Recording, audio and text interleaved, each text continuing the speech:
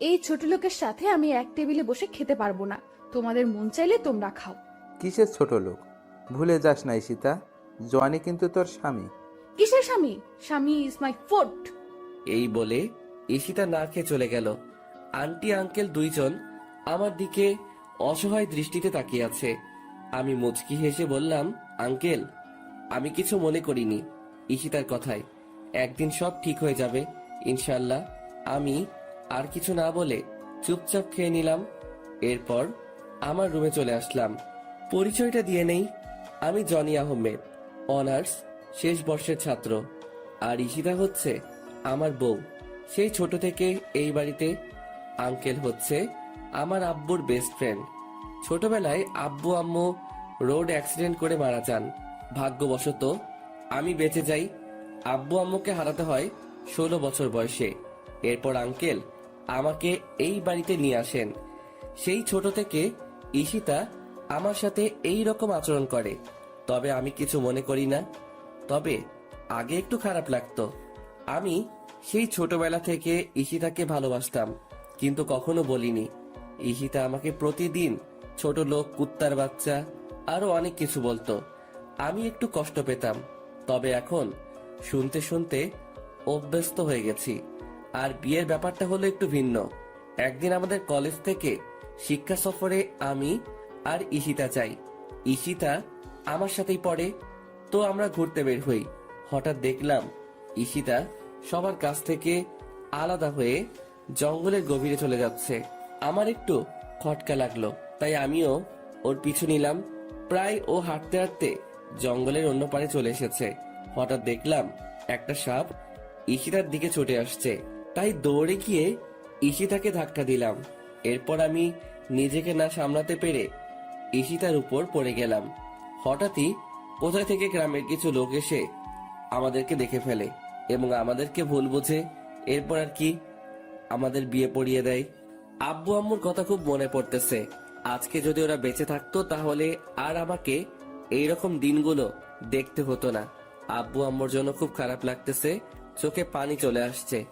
তবে আব্বু আম্মুর ভালোবাসাটা আঙ্কেল আর আন্টির কাছে পাই। এরপর শুয়ে পড়লাম। ফজর নামাজের আজান শুনে ঘুমটা ভেঙে গেল, তাই উঠে ফ্রেশ হয়ে নামাজ পড়ার জন্য মসজিদে গেলাম। চারদিকে হালকা হালকা আলো ফোটা শুরু করেছে।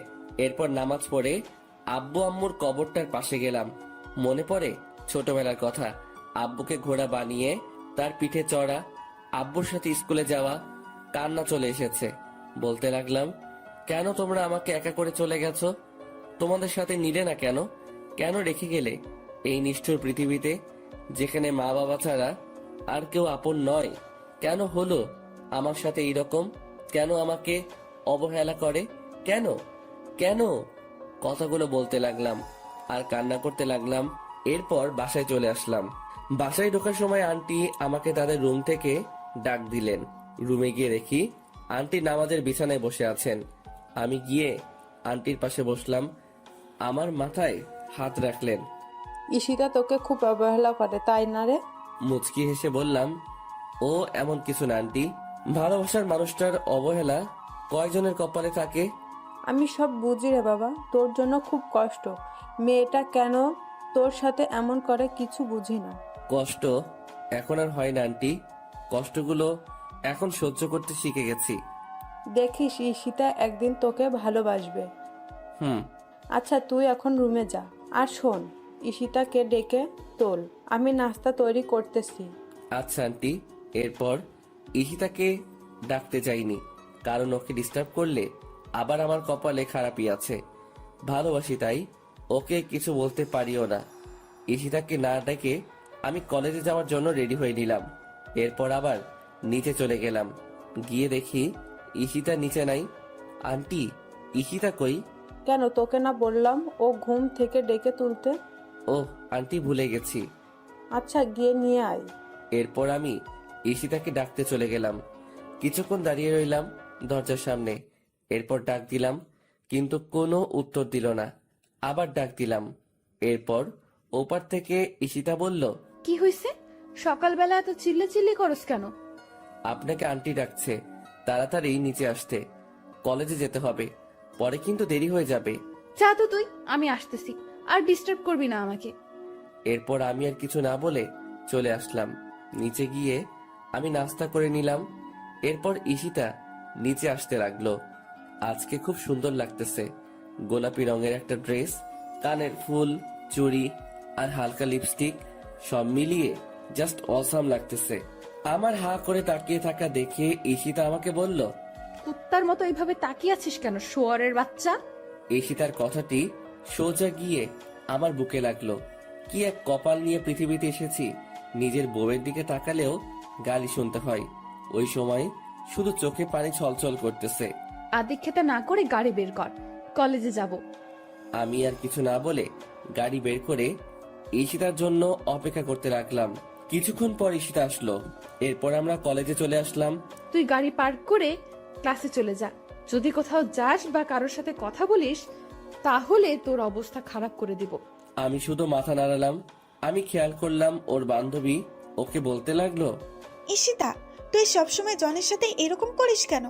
ছেলেটা কত স্মার্ট আর খুব ভালো, তাহলে কেন সবসময় অবহেলা করিস? কেন খারাপ আচরণ করিস? আর বড় কথা, ও এখন তোর স্বামী, তবুও কেন সবসময় খারাপ ব্যবহার করিস?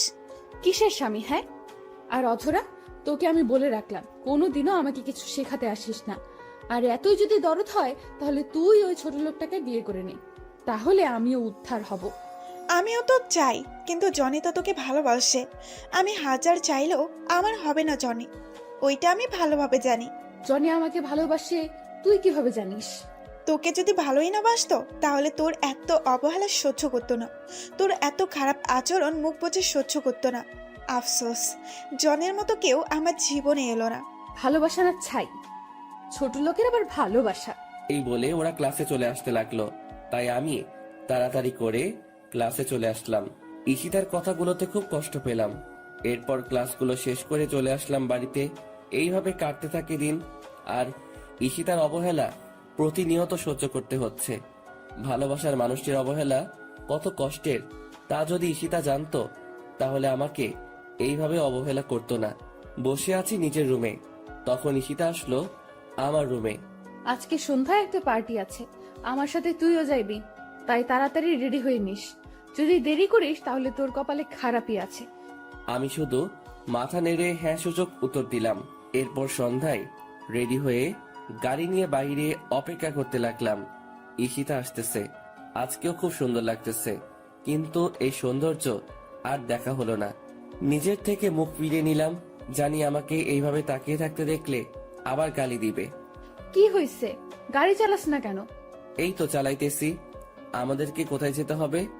চলতে থাক, আমি বলতেছি কোথায় যেতে হবে। এরপর ঈশিতার কথা মতো গাড়ি নিয়ে চলে গেলাম, কিন্তু গাড়িটা গিয়ে থামে একটা নাইট ক্লাবে।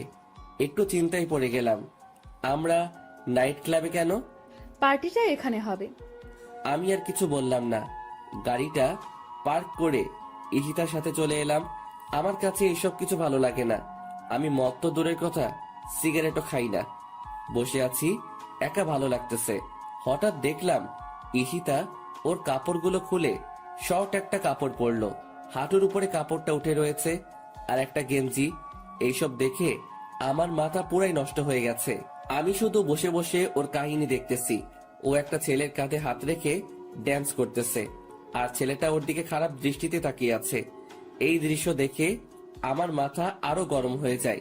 ঈশিতা অনেক ড্রিঙ্কস করে ফেলেছে, তাই ওর আচরণ স্বাভাবিক দেখাচ্ছে না।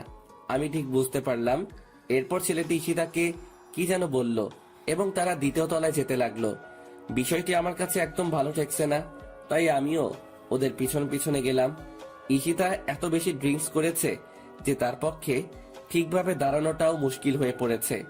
এরপর দেখলাম ঈশিতা ছেলেটির সাথে একটা রুমে ঢুকতেছে। তবে কি আমি যা ভাবছি তাই হতে চলেছে? আমি দরজায় কান দিয়ে শুনতে লাগলাম, আই হৃদয়, তুমি আমার কাছে আসবে না, বলে দিলাম। আসলে কি করবি তুই? তোকে আমি এইখানে কেন এনেছি তুই বুঝিস না? তোকে আমার চাই। মানে কি করতে চাইছো তুমি? আই, একদম আমার কাছে আসবে না, আমি কিন্তু চিৎকার করব। চিৎকার করলেও লাভ হবে না, এখানে আমি আর তুমি ছাড়া কেউ নেই। আজকে আমি তোর সবকিছু কেড়ে নেব।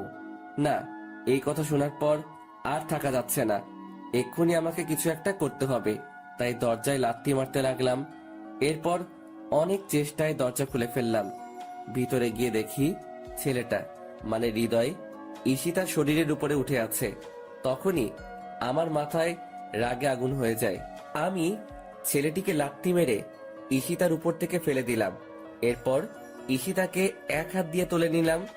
আমার পরনের কোটটা ঈশিতার গায়ে জড়িয়ে নিলাম। এরপর আমি গিয়ে ছেলেটিকে নিচ থেকে তুলে ইচ্ছে মতো মারতে লাগলাম। শালা আমার বউয়ের দিকে খারাপ দৃষ্টিতে তাকাইস। মারতে মারতে প্রায় ছেলেটিকে আধমরা করে ফেলি। এরপর ছেলেটির মুখ টিপে ধরে বলতে লাগলাম, তোর ভাগ্য ভালো, তোকে ছেড়ে দিলাম। আর শুনে রাখ, ঈশিতা আমার, শুধুই আমার। ওর দিকে যে চোখ তুলে তাকাবে আমি ওর চোখ উপড়ে ফেলবো, মাইন্ড ইট। এরপর পিছন ফিরে দেখি ঈশিতা খাটে পড়ে আছে। হয়তো বেশি ড্রিঙ্কস করার কারণে এই রকম হয়েছে। তাই আমি ঈশিতাকে কোলে তুলে নিয়ে নিচে চলে আসলাম, আর সবাই আমাদের দিকে তাকিয়ে আছে। এরপর গাড়ি করে ঈশিতাকে নিয়ে আসলাম। গাড়ি করে ঈশিতাকে কোলে করে নামিয়ে ওর রুমে নিয়ে আসলাম। এরপর তাকে তার খাটে শুইয়ে দিলাম। ঈশিতা আমার গলা জড়িয়ে ধরে আছে। আমি নিজেকে ছুটাতে চাইলাম, কিন্তু পারলাম না। ঈশিতা আমাকে টান দিয়ে ওর বুকের মাঝে ফেলে দেয়। ওর গরম নিঃশ্বাস আমি অনুভব করতে পারছি। ওর শরীর থেকে আলাদা একটা গন্ধ আসতেছে, যা আমাকে পাগল করে দিচ্ছে। ঈশিতা আমাকে ওর বুকের মাঝে জড়িয়ে নেয়। আমি কোনো মতে নিজেকে ছাড়িয়ে উঠতে চাইলাম, কিন্তু পারলাম না। এই কি করছেন কি? ছাড়েন আমাকে। উফ, তোমাকে আজকে ছাড়তেছি না। মানে কি বলতে চান আপনি? দেখেন আমাকে। বলতে পারলাম না। ঈশিতা আমার আর ওর ঠোঁট জোড়া এক করে নিল। আমি কিছু করতে পারছি না। আমার হাত পা ঠান্ডা হয়ে আসতেছে। আমি জানি ঈশিতা এইসব কিছু নেশার ঘরে করতেছে। আমার এই রকম করা ঠিক হবে না। তাই নিজেকে ছড়াতে চাইলাম, কিন্তু পারতেছি না। ঈশিতা আমাকে এখনো খুব জোরে জড়িয়ে ধরে আছে, আর আমার ঠোঁট চুষতেছে। আমিও ধীরে ধীরে দুর্বল হতে লাগলাম। আমিও ঈশিতার ডাকে সাড়া দিলাম। ঈশিতা আমার বউ, ওর উপর আমার অধিকার আছে, আর যা হবার পরে ভেবে দেখা যাবে। ধীরে ধীরে দুইজন তলিয়ে গেলাম ভালোবাসার গভীর সাগরে। সকালবেলা আমার ঘুমটা ভেঙে যায়। আমি এখনো ঈশিতার বুকের মাঝে আছি, আর ঈশিতা আমাকে জড়িয়ে রেখে। ঈশিতার শরীরে কোনো কাপড় নেই। আমি নিজেকে ছাড়িয়ে ঈশিতার কপালে একটা চুমু দিলাম। আমার স্পর্শে ঈশিতার ঘুম ভেঙে যায় এবং আমাকে দেখে চমকে ওঠে। তুই আমার রুমে কি করিস? আর আমার জামা কোথায়? আমি তো আপনার রুমে থাকতে চাইনি, আপনি নিজেই আমাকে বাধ্য করছেন। আর তাছাড়া আপনি আমার বউ, আমি আপনার সাথে থাকতেই পারি। আপনার উপর আমার অধিকার সবচেয়ে বেশি। আই শহরের বাচ্চা, কি বললি তুই? কোনো ছোট লোক আমার স্বামী হতে পারে না। আর তোকে না বললাম আমার কাছে স্বামীর অধিকার চাইবি না? আমার সব তো নষ্ট করে দিলি, আর বাকি কি রাখছ? আর আমি তোকে কি বাধ্য করেছি? কালকের ঘটনা ভুলে গেলেন নাকি? আপনার জন্যই সব হয়েছে। আর আমি আমার বউকে আদর করছি, অন্য কাউকে না। আমি যদি জানতাম আপনি কালকে ওই রকম কিছু করবেন, তাহলে কোনোদিনও ওই পার্টিতে যেতে দিতাম না। জানেন কালকে আপনার সাথে কি হয়েছিল? কি হয়েছে? আমি তো ডান্স করছিলাম, এরপর তো কিছু মনে করতে পারছি না। ওইটাই জানতে চান কি হয়েছে কালকে রাতে? বল। এরপর আমি ঈশিতাকে সব বললাম। আমি তোর কথা বিশ্বাস করি না। তুই মিথ্যে কথা বলতেছিস আমার সাথে। তুই কি ভাবছিস আমি কিছু বুঝি না? মিথ্যা কথা বলে তুই আমাকে ভোগ করলি। সত্যি কথা, আমি মিথ্যা বলতেছি না। আমাকে বিশ্বাস করুন। কি করলে আপনাকে বিশ্বাস করানো যাবে? বিশ্বাস করতে পারি, তবে আমার একটা কথা শুনতে হবে। কি কথা বলেন? যদি তুই আমাকে সত্যিই ভালোবাসিস, তাহলে তোর ওই ভালোবাসার কসম, তুই আমার থেকে অনেক দূরে চলে যাবি, অনেক দূরে। মুচকি হেসে বললাম, ও এই কথা। আপনাকে সত্যি অনেক ভালোবাসি, নিজের জীবনের চাইতেও বেশি। যা বলে প্রকাশ করতে পারবো না, তবে আপনার কথা রেখে বোঝাতে পারবো কতটা ভালোবাসি। ভালোবাসা মানে এই নয় প্রিয় মানুষটির সাথে থাকতে হবে, দূর থেকেও ভালোবাসা যায়। চলে যা, আর আসিস না আমার কাছে। যাচ্ছি। এই বলে আমি আমার রুমে চলে আসলাম। ভাবতেই পারিনি আমার জীবনে এমন একটা দিন আসবে। প্রিয় মানুষটির থেকে আলাদা হতে হবে। বিধাতা কেন আমাকে এমন পরীক্ষার সম্মুখীন করলেন?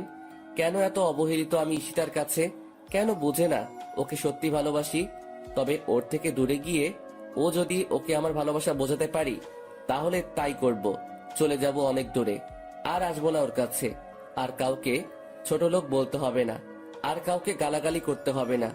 ফ্রেশ হয়ে নিলাম, বসে আছি খাটের উপর, আর কালকের কথাগুলো ভাবতে লাগলাম। কি থেকে কি হয়ে গেল? সামান্য ভুলের জন্য এত বড় শাস্তি পেতে হচ্ছে। কালকে রাতে যদি নিজেকে একটু কন্ট্রোল করতে পারতাম তাহলে আর এমন একটা সময় দেখতে হতো না। বুক ফেটে কান্না আসতে লাগলো। ভাবতেই কেমন জানি লাগে। জীবনে পথ চললে হবে একা। ব্যাগে প্রয়োজনীয় জিনিসগুলো নিলাম, সাথে ঈশিতার একটা ছবি নিলাম। ব্যাগ গুছিয়ে বাসা থেকে বের হয়ে গেলাম। আন্টি আঙ্কেলকে কিছু বললাম না, জানি তারা কষ্ট পাবে, হয়তো আমাকে অনেক খুঁজবে। একটা দীর্ঘশ্বাস ফেললাম, পিছন ফিরে বাসাটাকে একবার ভালোভাবে দেখে নিলাম। কতগুলো বছর ছিলাম এই বাড়িতে। ঈশিতার অবহেলায় আর আন্টি আঙ্কেলের ভালোবাসায় দিনগুলো কেটে যায়। আমার চোখ দুটো ঝাপসা হয়ে আসছে, চারিদিক অন্ধকার হয়ে আসছে। আমি চোখ ডলতে ডলতে রাস্তা পার হতে লাগলাম। হঠাৎ একটা গাড়ি এসে আমাকে ধাক্কা দেয়। আমি ছিটকে গিয়ে রাস্তার ওপারে পড়ে গেলাম। চোখ দিয়ে দু ফোঁটা অশ্রু গড়িয়ে পড়ল। পাওয়া হলো না বউয়ের ভালোবাসা। চোখগুলো ধীরে ধীরে বন্ধ হয়ে আসলো। হাসপাতাল থেকে মুক্তি পেলাম 4 মাস পর। ভাবতে অবাক লাগে এতগুলো দিন কিভাবে ছিলাম হাসপাতালে। ঈশিতা একটিবারের জন্য খোঁজ নেয়নি। ডাক্তারের কাছ থেকে জানতে পারলাম 4 মাস ধরে এই হাসপাতালে ছিলাম। তার মানে ওই অ্যাক্সিডেন্টে আমার মৃত্যু হয়নি। কেন বেঁচে গেলাম? আল্লাহ কেন নিল না?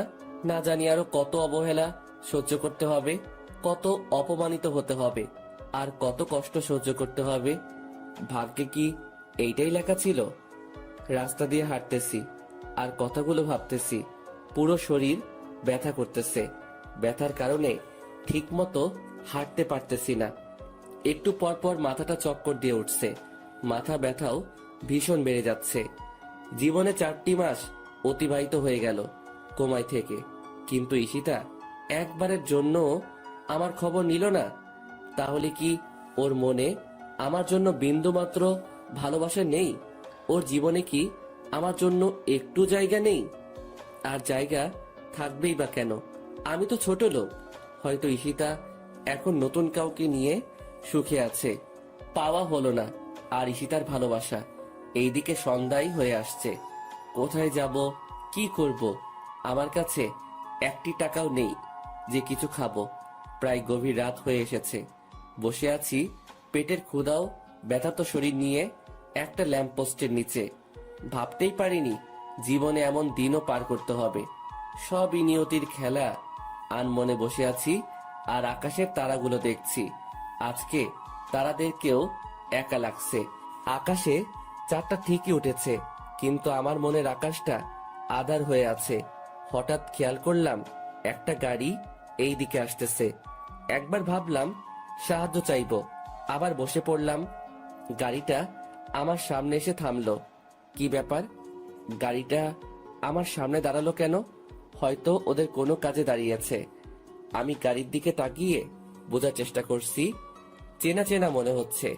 গাড়ি থেকে একজন লোক নেমে আসলো। আরে, এ তো আঙ্কেল।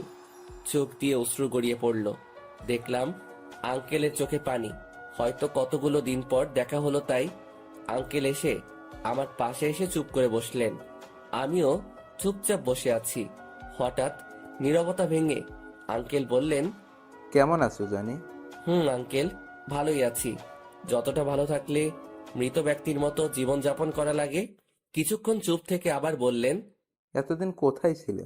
এই তো আঙ্কেল, এক বন্ধুর বাসায়। তা বাসার সবাই কেমন আছে? সবাই ভালো আছে, কিন্তু তোমার এ অবস্থা কেন? কি রকম শুকিয়ে গেছো?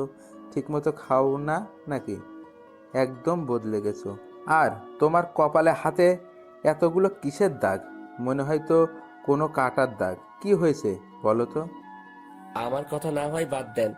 ওই দিন সিঁড়ি দিয়ে নামার সময় পা পিছলে পড়ে গেছি, তাই একটু কাটা গেছে।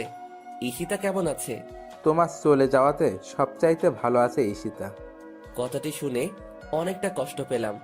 এতদিনেও আমার জন্য তার হৃদয়ে একটুও মায়া জন্মালো না। জানো, তুমি যখন বাড়ি থেকে চলে গেছো তোমার আন্টির হার্ট স্ট্রোক হয়েছে। কথাটি শুনে ভীষণ কষ্ট পেলাম। আজকে আমার জন্য সবকিছু হয়েছে, সবকিছুর জন্য আমি দায়ী। আন্টি এখন কেমন আছেন? হুম, আছে মোটামুটি, কিন্তু তুমি যদি না ফিরে যাও তাহলে তোমার আন্টির খারাপ কিছু একটা হয়ে যেতে পারে। তুমি প্লিজ আমার সাথে চলো। চুপ করে বসে রইলাম। কিভাবে যাব আমি ওই বাড়িতে? আমি তো ঈশিতাকে কথা দিয়েছি আর কখনো ওর সাথে দেখা দিব না, কিন্তু নিয়তি কেন বারবার পরীক্ষার মুখে ফেলে আমাকে? আবার ঈশিতার সম্মুখীন হতে হবে। চাই না নতুন করে অবহেলা পেতে, চাই না নতুন করে কষ্ট পেতে, কিন্তু আন্টির জন্য যেতে হয়, কারণ তিনি আমাকে নিজের ছেলের মতো আদর করতেন। আবারও একটা কঠিন পরীক্ষার সম্মুখীন হলাম। কি হয়েছে জানি, চুপ করে বসে আছো কেন? প্লিজ চলো আমার সাথে। কিন্তু আমি তো যেতে পারবো না। আমি ঈশিতাকে কথা দিয়ে এসেছি, আর কোনো দিন ওর সামনে যাব না। তুমি কি তোমার কথা রাখতে গিয়ে তোমার আন্টিকে হারাবে? পড়ে গেলাম আরেক চিন্তায়। ছোটবেলায় আব্বু আম্মুকে হারালাম, কিন্তু আব্বু আম্মুর অভাবটা আমাকে বুঝতে দেয়নি তারা। তাহলে আজকে কেন আমার জন্য মরতে বসবে? এইটা হয় না। আঙ্কেল, আমি রাজি। এই তো আমার লক্ষ্মী ছেলে, চলো। এইটা বলে আমার কপালে একটা চুমু দিলেন আঙ্কেল। আমি মুচকি হেসে গাড়িতে উঠলাম। গাড়িতে উঠে অবাক হয়ে গেলাম, ঈশিতাও গাড়িতে রয়েছে। তার মানে কি ঈশিতা আমার সবগুলো কথা শুনে নিয়েছে? আমি কিছু না বলে গিয়ে গাড়িতে বসলাম। শরীরের ব্যথার জন্য ঠিকমতো বসতে পারছি না, খুব ব্যথা করছে। তবুও কষ্ট করে বসে পড়লাম। চুপচাপ বসে রইলাম। আবার অনেকদিন পর ঈশিতার সাথে দেখা হলো। মনে পড়ে সেই দিনটার কথা, যেদিন ঈশিতা কলেজের সবার সামনে আমাকে জুতা দিয়ে মেরেছিল। ওই দিন ঈশিতার সাথে কলেজে গেলাম।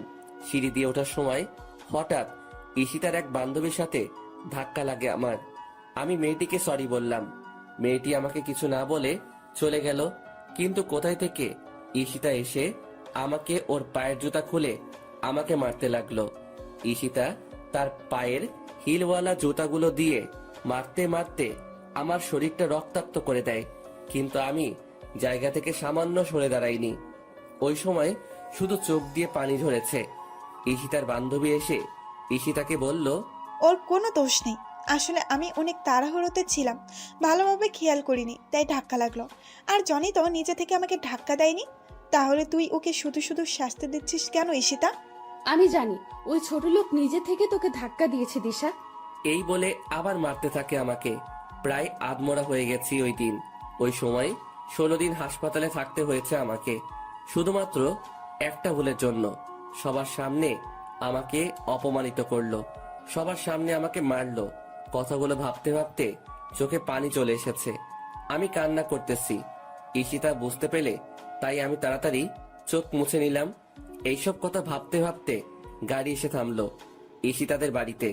আমি দৌড়ে গেলাম আন্টির কাছে। আন্টি শুয়ে আছে, কি রকম শুকিয়ে গেছেন। মনে হয় ঠিক মতো খায় না, ঠিক মতো ঘুমায় না, ঠিক মতো ওষুধও খায় না। আমি গিয়ে আন্টির পাশে বসলাম এবং মাথায় হাত রাখলাম। আমার হাতের স্পর্শ পেয়ে আন্টি জেগে গেলেন। আমাকে দেখে আন্টি অসহায় দৃষ্টিতে তাকিয়ে আছেন আমার দিকে। আন্টির চোখ ছলছল করছে। আমাকে আন্টি পাগলের মতো চুমু দিতে লাগলেন। কেমন আছো আন্টি? আগে ভালো ছিলাম না রে, তুই এসে গেছিস। আমি এখন খুব ভালো আছি, কিন্তু তোর এই রকম অবস্থা কেন?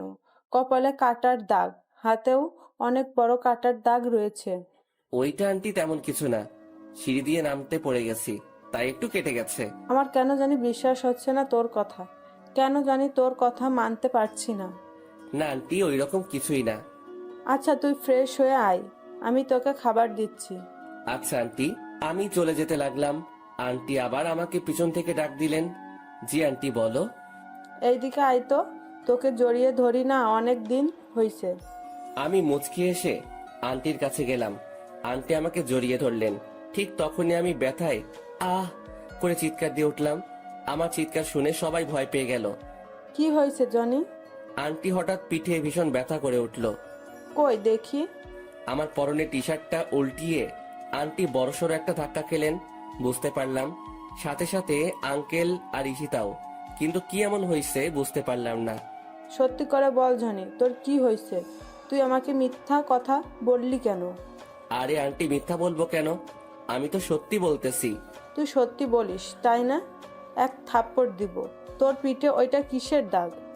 কই, কিসের দাগ? আমি আয়নার সামনের দিকে দেখতে লাগলাম। দেখে আমি নিজেই অনেক বড় ধাক্কা খেলাম।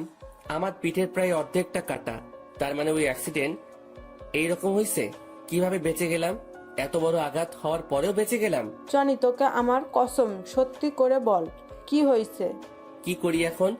সত্যিটা তো বলতেই হবে। আসলে আন্টি, আমার অ্যাক্সিডেন্ট হয়েছে। ওই দিন বাড়ি থেকে বের হয়ে রাস্তা পার হওয়ার সময় একটা গাড়ির সাথে ধাক্কা লাগে আমার।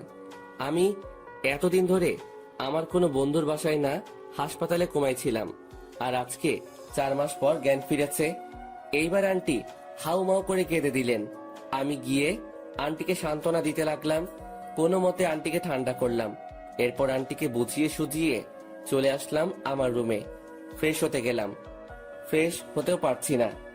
কোনো মতে ফ্রেশ হয়ে নিচে চলে আসলাম খাওয়ার জন্য। আন্টি আমাকে নিজ হাতে খাইয়ে দিলেন। তবে একটা জিনিস খেয়াল করলাম, ঈশিতা আজকে আমার সাথে এক টেবিলে বসে খেলো। অনেকটা খুশি হলাম। এরপর খাওয়া দাওয়া শেষ করে রুমে চলে আসলাম। একটু ঘুমানোর চেষ্টা করলাম, কিন্তু পিঠে ব্যথার জন্য পারছি না। তবুও কোনো মতে চিত হয়ে শুয়ে পড়লাম। ভোরবেলায় ফজরের আজানে ঘুম ভাঙলো। বিছানা থেকে উঠতে অনেক কষ্ট হচ্ছে। শরীরটা এখন আগের মতো ব্যথা করতেছে। অনেক কষ্ট করে উঠে অজু করে নামাজ পড়তে চলে গেলাম। কারণ এখনকার এই ব্যথা জাহান্নামের শাস্তি থেকে 1 কোটি গুণ কম। এই সামান্য কষ্টের জন্য কপালে আখিরাতে চিরস্থায়ী সুখ থাকতে পারে। অনেক কষ্ট করে নামাজ পড়ে বাড়িতে আসলাম। এখন একটু ভালো লাগতেছে। হালকা হালকা বাতাস বয়ে যাচ্ছে। অনেক দিন পর সকালে সূর্যটা দেখতে পাবো। কারণ হাসপাতালে এতদিন কোমায় থাকায় বাহিরের আলো আমার হৃদয় স্পর্শ করতে পারিনি। তাই ছাদে চলে আসলাম। খেয়াল করলাম কেউ একজন ছাদের এক কোণে দাঁড়িয়ে আছে। একটু কাছে যেতেই বুঝতে পারলাম ঈশিতা। আমি গিয়ে ওর একটু পাশে দাঁড়ালাম। ভাবলাম এই কয়দিনে হয়তো আমি তার হৃদয়ে একটু হলেও আমার জন্য জায়গা করতে পেরেছি। কারো উপস্থিতি টের পেয়ে ঈশিতা আমার দিকে তাকালো। আমাকে দেখে বিরক্তিকর দৃষ্টি নিয়ে তাকালো ঈশিতা আমার দিকে। তুই এখানে কি করিস? তোকে বলছি না আমাকে ডিস্টার্ব করবি না। আসলে আমি বুঝতে পারিনি আপনি ছাদে আছেন। জানলে এখানে আসতাম না। জানলে আসতিস না? এই বাড়িতে আবার কেন আসলি তুই? তোর নাকি অ্যাক্সিডেন্ট হয়েছে? মরিস নাই কেন অ্যাক্সিডেন্টে? মরে আমাকে উদ্ধার করতি? যত সব ছোট লোক কোথাকার। এই বলে ঈশিতা চলে গেল। ঈশিতার কথা শুনে বুকের ভিতর ঘূর্ণিঝড় শুরু হলো। তাহলে কি আমি ভুল ভাবনা নিয়ে এতদিন বেঁচেছিলাম? মৃত্যুটাই আমার জন্য শ্রেয় ছিল। ভালোবাসার মানুষটি বলছে মরতে। তাহলে এই তুচ্ছ জীবন রেখে কি লাভ? শুধুমাত্র আত্মহত্যা করলে এই অবহেলা থেকে মুক্তি পেতে পারি, কিন্তু আত্মহত্যা যে মহাপাপ। আর এই কথা জেনে বেঁচে আছে পৃথিবীতে হাজারো জীবন্ত লাশ। চোখ দিয়ে অনবরত অশ্রু ঝরতেছে। কেন জানি বাধা দিয়েও থামাতে পারছি না। বুকের ভিতর দিয়ে বয়ে যাওয়া কষ্টের ঢেউ। আর কত অবহেলা পেতে হবে জানি না। তবে একদিন এই অবহেলিত জনির কাছে ঈশিতাকে আসতেই হবে। সূর্যোদয়টা না দেখে চলে আসলাম। ইচ্ছে নেই সূর্যোদয় দেখার। নাস্তা করতে নিচে চলে আসলাম। জানি ঈশিতা আমার সাথে এক টেবিলে বসে নাস্তা করবে না, তবুও বসলাম। ঈশিতা আসলো আর আমাকে দেখেই আবার চলে গেল। ওই সময় কষ্ট পেয়েও পেলাম না, কারণ প্রিয় মানুষটির থেকে কষ্ট পাবো এই কথা যদি জেনে যায় তাহলে ওই রকম আঘাত করে না, তবে জখমটা রয়ে যায়। এরপর আমাকে আন্টি নিজ হাতে নাস্তা খাইয়ে দিলেন। এরপর আমি একটু রেস্ট নিয়ে ফার্মেসিতে গিয়ে 1 মাসের জন্য ওষুধ নিয়ে আসলাম। ধীরে ধীরে পিঠের ক্ষতটা ভালো হতে লাগলো। পিঠের ক্ষত ভালো হয়ে লাভ কি? বুকের ক্ষতটা তো তার চেয়ে 1000 গুণ বেশি, যা শুধু ঈশিতাই ভালো করতে পারবে, যার একমাত্র ওষুধ ঈশিতা। আজ 1 মাস পর আমি মোটামুটি সুস্থ, কিন্তু অবহেলাটা প্রতিদিন পেতে হয়। এই কারণে না হয় অন্য কারণে। এখন থেকে আমি আঙ্কেলের অফিসে যাব। আঙ্কেল বারণ করছে, তবুও ঘরে একা একা বসে থাকতে ভালো লাগে না। এর চেয়ে অফিসে গেলেই ভালো হয়। কিন্তু ঈশিতাও নাকি অফিসে যেতে চায়। তবে ভালোই হবে, কাজের ফাঁকে ঈশিতাকে চুরি করে নিজের ইচ্ছা মতো দেখতে পাবো, এতেই অনেক। অফিসে প্রতিদিন আমি আর ঈশিতা দুইজনে এক গাড়িতে করে গেলাম, সাথে আঙ্কেলও ছিলেন। আজ থেকে অফিসের নতুন এমডি হচ্ছে ঈশিতা, আর আমাকে একটা ডেস্ক দেখিয়ে দিলেন। আমার জন্য কাজটা নির্ধারিত নয়, আমার কাছে ভালো লাগলে কাজ করতে পারবো, না হয় অফিসে বসে থাকতে পারবো। প্রথম দিন সবার সাথে পরিচয় হয়ে নিলাম আর একজনকে বন্ধু বানিয়ে নিলাম, নাম হচ্ছে রাকিব। আমার সমবয়সী রাকিব, আর আমার পাশের ডেস্কে রাকিব বসে। আমরা সমবয়সী হওয়ার কারণে একজন আরেকজনকে তুই করেই বলি। প্রথম দিন সবকিছু বুঝে নিতে নিতে সময় কেটে গেল। পরদিন সকালবেলা নাস্তা করে অফিসে চলে আসলাম। ঈশিতাও আমার সাথে গাড়িতে আসে। আমি গাড়ি চালানোর ফাঁকে ফাঁকে ঈশিতার দিকে তাকিয়ে থাকি। মেয়েটাকে দেখতে কতটা নিষ্পাপ লাগে, কেউ দেখলে বিশ্বাসই করবে না মেয়েটা যে এত নিষ্ঠুর। তবে ঈশিতা আমার জন্য নিষ্ঠুর না, ঈশিতা আমার জন্য আমার রাজ্যের রানী। আমার ডেস্কে বসে আছি, এমন সময় পিয়ন এসে বলল ঈশিতা নাকি আমাকে ডাকছে, তাই গেলাম ওর কেবিনে। আসতে পারি ঈশিতা? ওই ছোট লোক, এটা অফিস, বাড়ি না। আর তোর সাহস কি করে হয় আমার নাম ধরে ডাকিস? সরি ম্যাম, বলেন কি করতে হবে? মনে থাকে যেন। এখন এই ফাইলটা রেডি করে নিয়ে আয়। জি ম্যাম। প্রায় 1.5 ঘন্টা পর ফাইলটা রেডি করতে পারলাম। এইবার ঈশিতার কাছে নিতে হবে। May I come in ma'am? Yes come. এই যে ম্যাম, ফাইলটা রেডি। আমার হাত থেকে ফাইলটা নিয়ে ঈশিতা দেখতে লাগলো। হঠাৎ ঈশিতা ফাইলটা আমার দিকে ছুড়ে মারলো আর বলতে লাগলো, ছোট লোকের বাচ্চা, সামান্য একটা ফাইল ঠিক করে তৈরি করতে পারিস না, আর আসছে অফিসে কাজ করতে।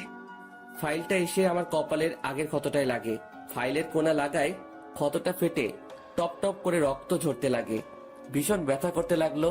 আমি তবুও চুপচাপ দাঁড়িয়ে রইলাম। দাঁড়িয়ে আছিস কেন? যা, ফাইলটা 20 মিনিটের মধ্যে ঠিক করে আনবি, না হয় তোর কপালে খারাপই আছে। আমি ফাইলটা ফ্লোর থেকে তুলে নিজের ডেস্কে চলে আসলাম। রক্ত এখনো ঝরতে থাকে। বিষয়টা রাকিব ঠিকই বুঝতে পারে, তাই রাকিব আমার জন্য অফিসে রাখা মেডিসিনের ফার্স্ট বক্সটা আনলো আর ধীরে ধীরে ক্ষতটা পরিষ্কার করতে লাগলো। ওর হাতটা আমার ক্ষততে লাগতেই ব্যথায় চিৎকার দিয়ে উঠলাম। ভীষণ ব্যথা করতেছে। এরপর রাকিব ধীরে ধীরে আমার মাথা ভালোভাবে ব্যান্ডেজ করে দিল। এরপর রাকিব চুপি চুপি ফাইলটা আবার ঠিক করে দিল। আমি গিয়ে ফাইলটা ঈশিতাকে দিয়ে চলে আসলাম। এরপর অফিস শেষে আবার ঈশিতাকে নিয়ে বাসায় চলে আসলাম। বাড়িতে ঢুকবার সময় আমার মাথায় ব্যান্ডেজ দেখে আন্টি আমার কাছে দৌড়ে এসে জিজ্ঞেস করলেন, কি হয়েছে জনি, মাথায় ব্যান্ডেজ কেন? ও কিছু না আন্টি, গাড়িতে ওঠার সময় গাড়ির সাথে ধাক্কা লেগে হালকা খেটে যায়, দেখবা আমার ঠিক হয়ে যাবে। এই কথা বলে রুমে চলে এসে ফ্রেশ হয়ে নিলাম। এরপর রাতে খেয়ে ঘুমিয়ে পড়লাম। ঘুম ভাঙে প্রায় সকাল 9টায়। কি ব্যাপার, কোনো দিন তো এত দেরি করে ঘুম ভাঙে না।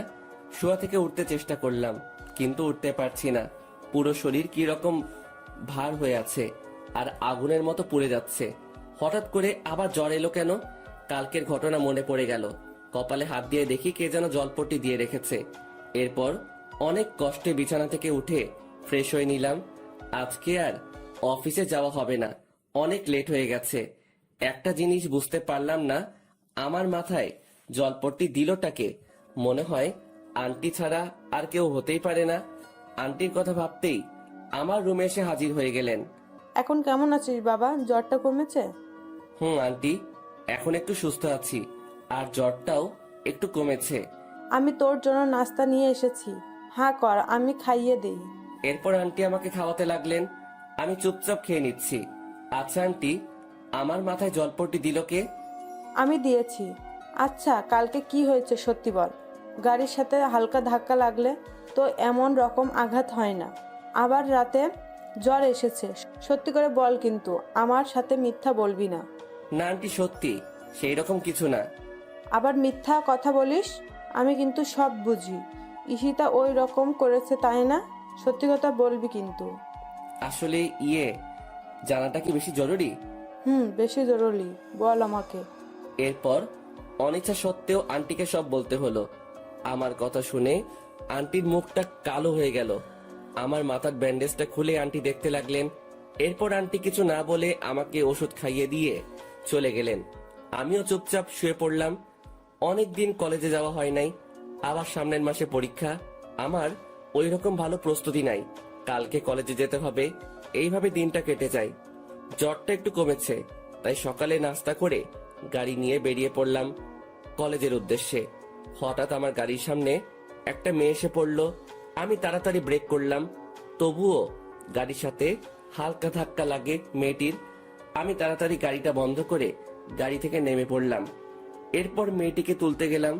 আরে, এইটা তো ঈশিতার ফ্রেন্ড দিশা। আমি তাড়াতাড়ি হাতটা বাড়িয়ে দিলাম দিশার দিকে। উঠে আসো দিশা। এরপর আমি ধীরে ধীরে দিশাকে তুলতে লাগলাম। গাড়ির সাথে ধাক্কা লাগার কারণে মেয়েটা পায়ে ব্যথা পাইছে, উঠে দাঁড়াতে কষ্ট হচ্ছে। তোমার কি হাঁটতে কষ্ট হচ্ছে? না, তেমন না, ঠিক হয়ে যাবে। আচ্ছা, এখন ছাড়ো, আমি যেতে পারবো। আচ্ছা। আমি দিশাকে ছেড়ে দিলাম। ও ধীরে ধীরে হাঁটার চেষ্টা করতে লাগলো, কিন্তু পায়ের ব্যথার কারণে পারছে না। দিশা পড়ে যেতে লাগলো, তাই আমি তাড়াতাড়ি দিশাকে আবার ধরে ফেললাম। চলো, আমি তোমাকে হাসপাতালে নিয়ে যাচ্ছি। না, তার আর দরকার হবে না, আমি যেতে পারবো। চুপ! সেই তখন থেকে যেতে পারবো বলছে তো, কই একটুও তো সামনে যেতে পারছো না। তো আমি এখন কিভাবে যাব? আচ্ছা দাঁড়াও, কি করব ঠিক বুঝতে পারছি না। মেয়েটা ঠিক মতো হাঁটতেও পারছে না, তাই কোনো কিছু না ভেবে দিশাকে কোলে তুলে নিলাম। এইরকম কিছুটা একটা করব দিশা ভাবতে পারিনি। আমার দিকে ড্যাব ড্যাব করে তাকিয়ে আছে। আমি আর কিছু না বলে দিশা গাড়িতে উঠিয়ে নিলাম। আসলে আমারও কোনো ইচ্ছা ছিল না দিশাকে কোলে নেওয়ার, কিন্তু পরিস্থিতির শিকার হয়ে করতে হলো। এরপর দিশাকে একটা হাসপাতালে নিয়ে আসলাম। ডাক্তার দেখাতে হবে, না হয় পরে আবার সমস্যা হতে পারে। গাড়ি থেকে হাসপাতালের ভিতর কোলে করে নেওয়া লাগলো। এরপর ডাক্তারকে দেখিয়ে নিলাম। আঘাতটা একটু বেশি লেগেছে, তবে কিছুক্ষণ পর ঠিক হয়ে যাবে। ডাক্তার কিছু ওষুধ লিখে দিলেন। ওষুধগুলো কিনে দিশাকে নিয়ে আবার গাড়িতে চলে এলাম। দিশা কোথায় যাবে এখন? কলেজে নাকি বাড়িতে? কলেজে চলো। ঠিক মতো হাঁটতে পারবে তো? সমস্যা হলে বলো, আমি তোমাকে বাড়িতে দিয়ে আসবো। হাঁটতে পারবো, সমস্যা হবে না আমার। কলেজে চলো। এরপর আর কিছু না বলে গাড়ি চালাতে লাগলাম। গাড়ি চালানোর সময় খেয়াল করলাম দিশা আমার দিকে বারবার আর চোখে তাকিয়ে রয়েছে। আমি কিছু বললাম না। কলেজে চলে এলাম। অনেক দিন পর কলেজে এলাম। দিশা গাড়ি থেকে নেমে হাঁটতে লাগলো, কিন্তু পারছে না, তাই আমি গিয়ে দিশার হাতটা ধরে ফেললাম। এরপর ধীরে ধীরে ওকে নিয়ে যেতে লাগলাম। কলেজের সবাই আমাদের দিকে হা করে তাকিয়ে আছে। আমি ওইদিকে পাত্তা না দিয়ে দিশাকে নিয়ে ক্লাসে চলে আসলাম। এরপর মেয়েটাকে আমার পাশেই বসালাম, কারণ মেয়েটা এখন আমার দায়িত্বে। আমার জন্য মেয়েটার এই অবস্থা হয়েছে। কিন্তু মেয়েটা ওই সময় এত তাড়াহুড়ো করে কোথায় যাচ্ছিল? দিশা, ওই সময় এত তাড়াহুড়ো করে কোথায় যাচ্ছিলে? কলেজে যাচ্ছিলাম, আসলে একটা কাজ ছিল। ও আচ্ছা জনি, একটা কথা বলো তো, সত্যি করে বলবা? বলো, কি শুনতে চাও? এতদিন কই ছিলা তুমি? আর শরীরের কি অবস্থা করেছো? ঠিক মতো খাও না নাকি? সব সময় সবার কাছ থেকে এই প্রশ্নটা এড়িয়ে যেতে চাই, কিন্তু পারি না। প্রশ্নটার সম্মুখীন হতে হয়। না, তেমন কিছু না। সত্যি করে বলবা কিন্তু। আমি জানি তুমি মিথ্যে কথা বলতেছো। যেদিন থেকে তুমি কলেজে আসো না, সেদিন থেকে ঈশিতাও আসে না। সমস্যা কি বলো তো? সেই রকম কিছু না, শুধু একটু প্রবলেম হয়েছে। প্রবলেমটা কি বন্ধু ভেবে বলতে পারো। আসলে দিশা, ওই দিন আমি ঈশিতার কথা রাখতে গিয়ে তাদের বাড়ি থেকে বের হয়ে যাই। ঠিক ওই দিন আমার রোড অ্যাক্সিডেন্ট হয়। প্রায় 4 মাস পর আমার জ্ঞান ফিরে। ডাক্তারের কাছে থেকে জানতে পারি আমি 4 মাস কোমায় ছিলাম। চিকিৎসার ব্যাপারটা হলো, ওই হাসপাতালে নাকি একটা ফান্ড আছে। যে রোগীর আত্মীয় বা কাছের কেউ যদি না থাকে, তাহলে তাদের হাসপাতালের ওই ফান্ড থেকে চিকিৎসা করা হয়। আমার চিকিৎসাটাও হয় ওই ফান্ডের সাহায্যে। এরপর যখন জ্ঞান ফিরে কোথায় যাব, কি করব, কিছুই বুঝতে পারি নাই। ভাগ্যবশত আবার ঈশিতাদের বাড়িতে আসতে হলো। যখন ঈশিতাদের বাড়িতে ফিরে এলাম, ভাবলাম এই কয়েকদিনে হয়তো আমার জন্য ঈশিতার মনে একটু হলেও মায়া জন্মাবে, কিন্তু তার হলো কই। সে আগের মতো ঈশিতার কাছ থেকে অবহেলা পেলাম। কথাগুলো বলে একটা দীর্ঘশ্বাস ফেললাম। দিশার দিকে তাকিয়ে দেখি তার মুখটা কেমন মলিন হয়ে আছে। বুঝতে পারলাম আমার কথা শুনে হয়তো একটু কষ্ট পেল। আচ্ছা জনি, ঈশিতা তোমাকে এত কষ্ট দেয়, এত অবহেলা করে, এত অপমান করে, তবুও তুমি কিছু বলো না কেন? ভালোবাসি তাই কিছু বলতে পারি না। ঈশিতার ভালোবাসা না পেলে কি হবে? তার দেওয়া অবহেলাগুলো উপহার হিসেবে গ্রহণ করি। বুঝলাম। ঈশিতাকে ভালোবেসে তুমি অনেক কষ্ট পাচ্ছ, কিন্তু তোমাকে ভালোবেসে আরেকজন কষ্ট পাচ্ছে, না পারছে তোমাকে তার মনের কথা বলতে, না পারছে ভুলে যেতে। মানে কি? তোমার কথার কিছুই বুঝলাম না। না, কিছুই না। এইভাবে কথায় কথায় ক্লাসগুলো শেষ হয়ে যায়। এরপর দিশাকে ওদের বাড়ি পৌঁছে দিয়ে আমি বাড়ি চলে আসলাম। এরপর ফ্রেশ হয়ে খেয়ে একটু ঘুমিয়ে নিলাম। ঘুম থেকে উঠলাম প্রায় সন্ধ্যায়। ফ্রেশ হয়ে নিচে আন্টি রুমে গেলাম। আন্টি আসবো? বাবা, কিছু বলবি? আন্টি বলবো। আঙ্কেলকে বলে দিও আমি এই কয়েকদিন অফিস যেতে পারবো না, সামনে পরীক্ষা আছে। আচ্ছা, বলবো। আন্টি ঈশিতা কোথায়? ওর রুমে নাকি? না, ঈশিতা এখনো অফিস থেকে আসে নাই। মানে বলো কি? প্রায় রাত হয়ে এলো কিন্তু ঈশিতা এখনো বাড়িতে আসলো না। অফিস তো সে কখন শেষ হয়ে যায়। কি জানি বাবা, মেয়েটা আজকে এত দেরি করছে কেন? আমার খুব চিন্তা হচ্ছে। আচ্ছা দাঁড়াও, আমি খবর নিচ্ছি। এরপর আমার রুমে এসে রাকিবকে ফোন দিলাম। হ্যালো, কেমন আছিস দোস্ত? এই তো ভালো। তুই কেমন আছিস? আমিও ভালো আছি। আচ্ছা দোস্ত, অফিস কি ছুটি? অফিস তো সেই কখন শেষ হয়ে গেছে। কেন রে, কি হয়েছে? আরে ঈশিতা এখনো বাড়িতে ফিরে নাই। বলিস কি? দেখ, ম্যাম হয়তো অন্য কোনো কাজে ব্যস্ত আছে। আচ্ছা দোস্ত, তাহলে রাখি, তোর সাথে আবার পরে কথা হবে। আচ্ছা ঠিক আছে, ভালো থাকিস। এই বলে মোবাইলটা কেটে দিলাম। কি করি এখন? ঈশিতার নাম্বারটা বউ দিয়ে সেভ করা আছে, কিন্তু কোনো দিন ফোন দেওয়া হয়নি। আর কোনো কিছু না ভেবে ফোন দিলাম, কিন্তু ফোন তুলছে না। এইভাবে 6 বার ফোন দিলাম, তবুও ফোনটা ধরলো না। আমার চিন্তা আরো বেড়ে গেল, তাই আবার ফোন দিলাম। এইবার ঈশিতা কলটা ধরলো। ওই ছোট লোকের বাচ্চা, বারবার ফোন দিস কেন?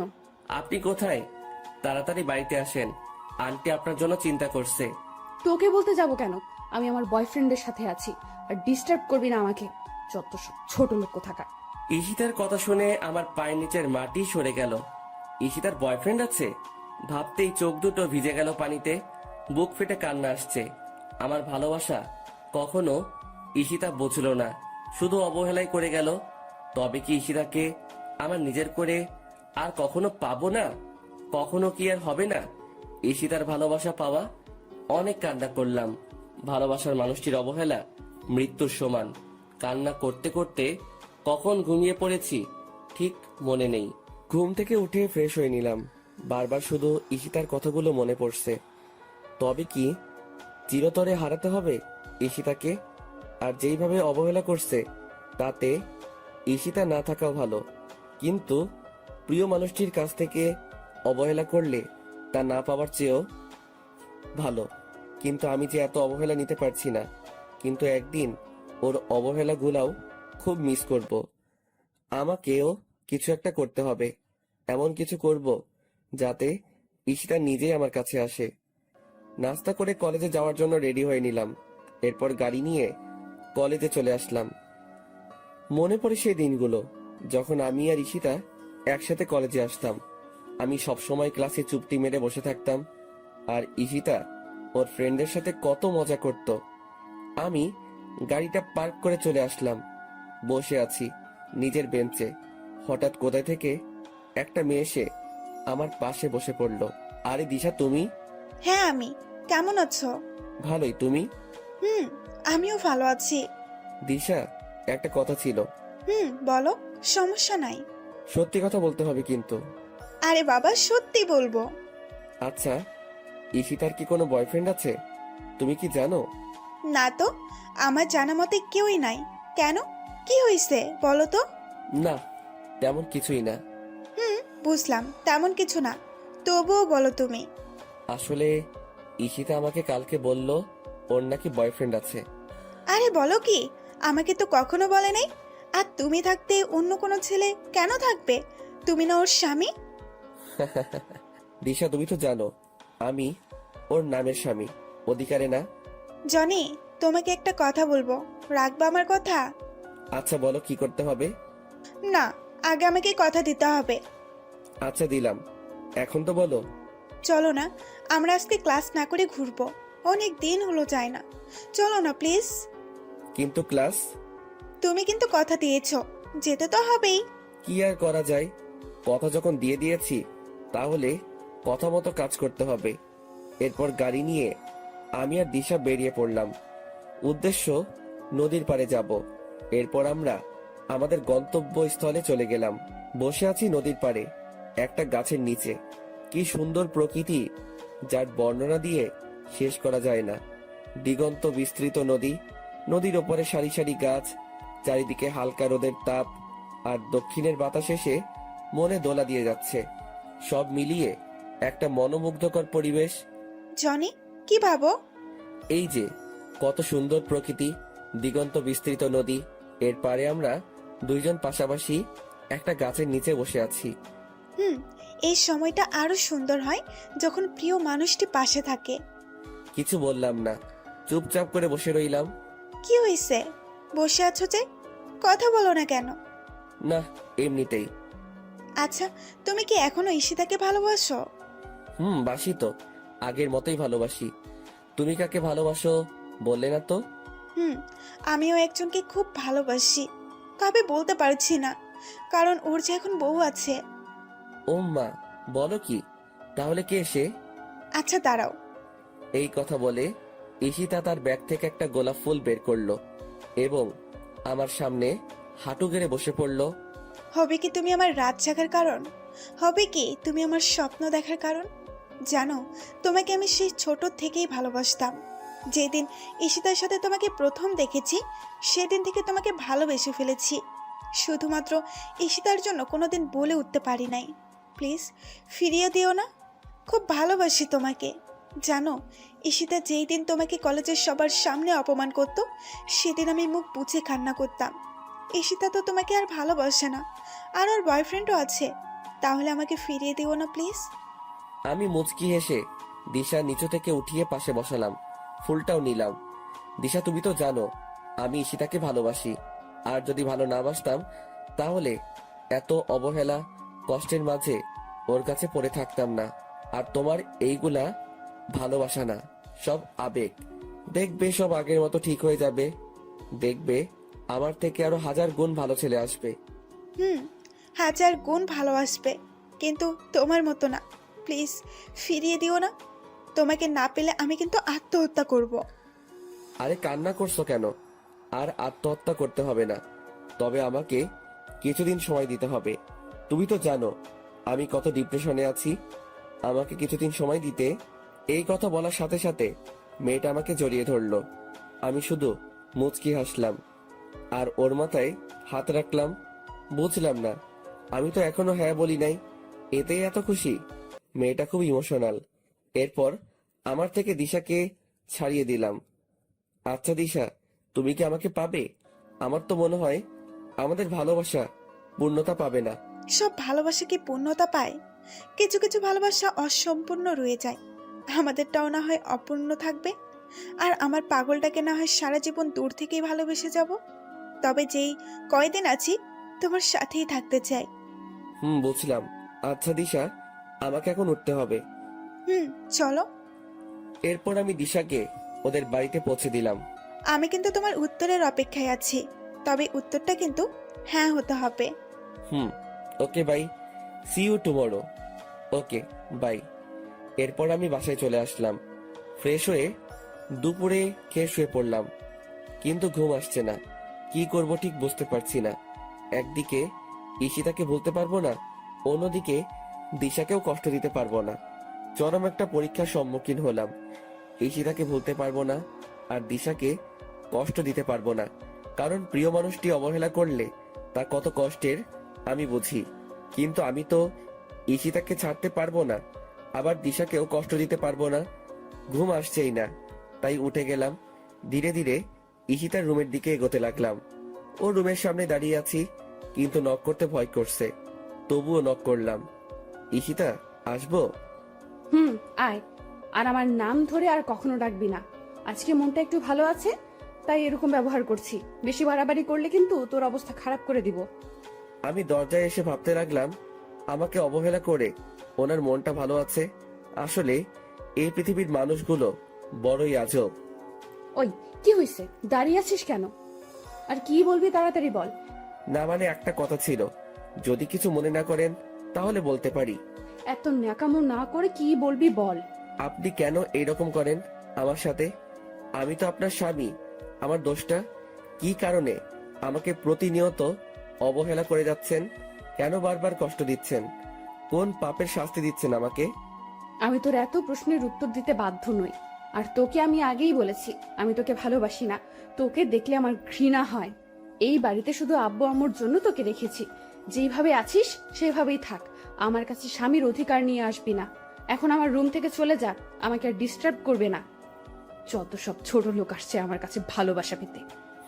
চলে যাচ্ছি, তবে এই রুম থেকে নয়, এই বাড়ি থেকে একদিন চলে যাব। চিরতরের জন্য চলে যাব। কোনো ছোট লোক আর আপনার কাছে আসবে না স্বামীর অধিকার চাইতে। কেউ আর বলবে না ভালোবাসি আপনাকে।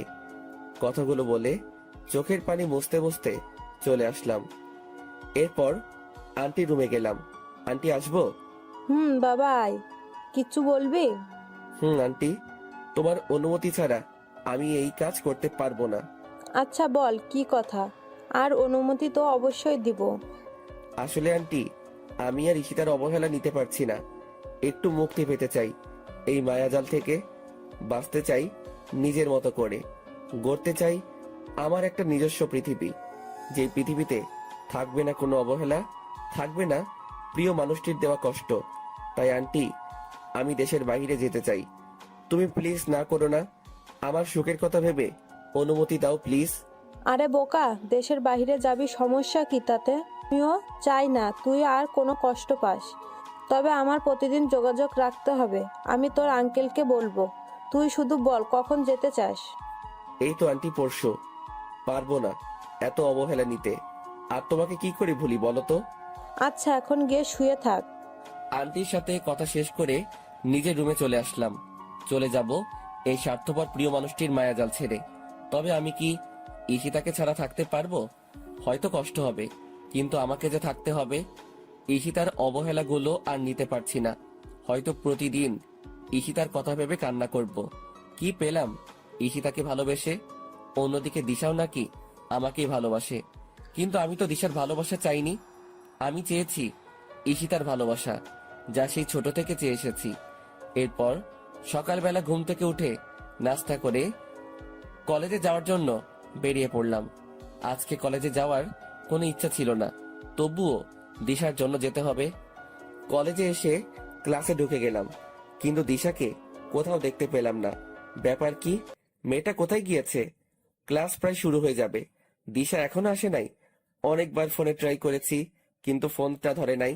তাই আমি ক্লাস থেকে বের হয়ে দিশাদের বাড়ির উদ্দেশ্যে রওনা দিলাম। বাড়ির সামনে গিয়ে দেখি গেটে তালা দেওয়া। কি আজব ব্যাপার, মেয়েটা কোথায় গেল?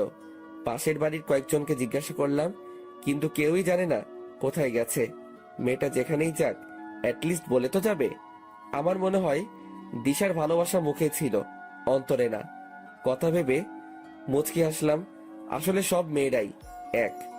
ডোন্ট মাইন্ড আপুরা, মেয়েরা মুখে শুধু ভালোবাসি বলে, কিন্তু হৃদয় থেকে কয়জনই বা ভালোবাসে। এরপর গাড়ি নিয়ে নদীর পাড়ে গেলাম। আর কখনো মন খারাপ হলে এখানে আসা হবে না। ঘন্টার পর ঘন্টা এখানে বসে সময় কাটানো হবে না। এই সব কিছু ছেড়ে যেতে একদম মন চায় না, কিন্তু এত অবহেলার নিয়েও তো থাকা যায় না। নদীর পাড়ে কিছুক্ষণ বসে বাসায় আসলাম। ব্যাগপত্র সব গুছিয়ে নিতে হবে। নিজের প্রয়োজনীয় সব জিনিস নিলাম, সাথে ঈশিতার একটা ছবিও নিলাম। আসলে আমার কাছে ঈশিতার কোনো ছবি নাই, তার অজান্তে ওর রুম থেকে নিয়ে নিলাম। এরপর রুমে এসে একটা চিঠি লিখলাম ঈশিতার জন্য। প্রায় দুপুর হয়ে এসেছে, তাই ফ্রেশ হয়ে নিলাম। এরপর আজানের সাথে সাথে মসজিদে গিয়ে নামাজ পড়ে আসলাম। বাড়িতে দুপুরের খাবার খেয়ে একটু ঘুমিয়ে নিলাম। ঘুম থেকে উঠলাম প্রায় বিকাল বেলা। এরপর ফ্রেশ হয়ে চুপি চুপি ঈশিতার রুমে গেলাম। ভালোভাবে তাকিয়ে দেখি ঈশিতা এখনো আসে নাই। তাই ওর রুমে গিয়ে চিঠির উপরে একটা গোলাপ দিয়ে টেবিলে রেখে আসলাম। এরপর সবকিছু ভালোভাবে চেক করে নিলাম। রাকিবকে ফোন দিয়ে বললাম ফ্যান্টাসি কিচেনে আসার জন্য। আমি গিয়ে ওর জন্য অপেক্ষা করতে লাগলাম। প্রায় আধা ঘন্টা পর রাকিব আসলো। কিরে, কেমন আছিস? তুই তো একটা কলও দিস না। আরে বলিস না বেটা, ঈশিতা ম্যাম সবসময় অফিস লেট করে ছুটি দেয় আর সবসময় কাজের উপর রাখে। জীবনটা তেজপাতা বানিয়ে ফেলেছে। একটু অবদ্ধ হওয়া যায় না। আবার অফিস শেষে বাসায় এসে রান্না করতে হয়। তুই তো জানিস আমার কেউ নাই, সব কিছু নিজেকে করতে হয়। ধুর পাগল, কে বলছে তোর কেউ নাই? আমি আছি তো সব সময়। আর আমাদের ভাবি কবে আসবে? ওম্মা, কে ভাবি? কিসের ভাবি? কার ভাবি? কোথায় থেকে আসলো ভাবি? আমি তো জানতাম না। ভাব নিও না আমার সাথে। চুপি চুপি অনার্স শেষ বর্ষের একটা মেয়ের পিছনে ঘুরো, কিন্তু মেয়েটা পাতা দেয় না। আর তুমি ভাবো আমি কিছুই বুঝি না? ওই, তুই কেমনে জানলি? আমি তো তোকে বলি নাই। তুই তো বলবি না আমি জানি, তাই আগে থেকে খবর নিয়ে রাখলাম। তা কি খাবি অর্ডার কর, আজকে আমি তোকে খাওয়াবো। যা ইচ্ছে অর্ডার দে, সাথে আমার জন্য দে। ওকে। এরপর আমরা খেয়ে নিলাম। আচ্ছা দোস্ত, একটা কথা বলতেছি তোকে, যা যা বলবো মনোযোগ দিয়ে শুনবি। বল। আমি দেশের বাইরে যাচ্ছি, কবে ফিরবো জানি না। তুই সব সময় অফিসে ঈশিতার খেয়াল রাখবি, আমার সাথেও যোগাযোগ রাখবি। আর আমি কিন্তু একদিন না একদিন ফিরবো, তবে কখন তা জানি না। তুই ঈশিতার উপর নজর রাখিস। আসলে মেয়েটা একটু অগোছালো আর অবুঝ। যদি ঈশিতার কিছু হয় তাহলে তোকে সবকিছুর জন্য জবাব দিতে হবে। তুই তো জানিস ওকে কতটা ভালোবাসি, আর তোকে খুব মিস করবো দোস্ত। সত্যি কি চলে যাবি? আর না গেলে হয় না দোস্ত। এই পৃথিবীতে আমার মা বাবা আর আপন বলতে কেউ নেই। কিছুদিন আগে থেকে তোর সাথে পরিচয় হয়, তুই এতটা আপন হয়ে উঠবি ভাবতেই পারি নাই। নিয়তি চাইলে দেখা হবে। আর তোর ঈশিতাকে আমি দেখে রাখবো। নিজের যত্ন নিস দোস্ত। দেখলাম ছেলেটার চোখে পানি। আরে পাগল, কান্না করিস কেন? আমি তোর সাথে তো যোগাযোগ রাখবো। আচ্ছা দোস্ত, আজকের মতো উঠলাম। ভালো থাকিস দোস্ত। তুইও। তোকে খুব মিস করব। আমিও দোস্ত। এরপর চলে এলাম বাড়িতে। প্রায় সন্ধ্যা হয়ে এসেছে। সেই পুরনো স্মৃতিগুলো ভেসে উঠে আসছে চোখের মাঝে। কত অবহেলা নিয়ে কাটিয়েছি দিনগুলো।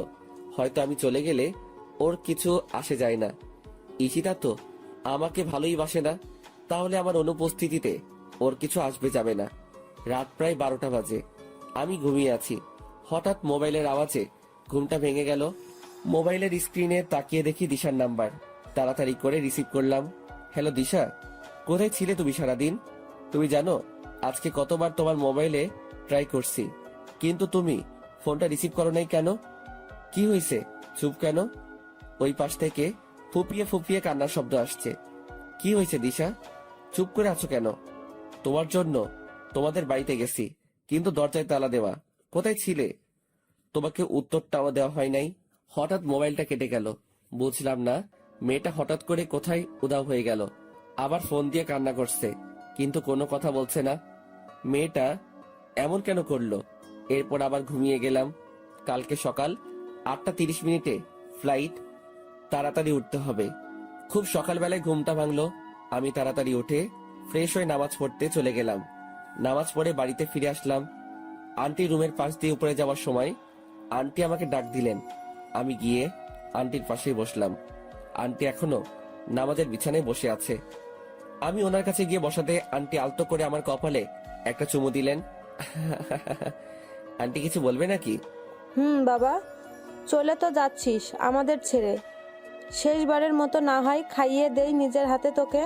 আর কখনো সময় হবে কিনা জানি না। কি খাবি না?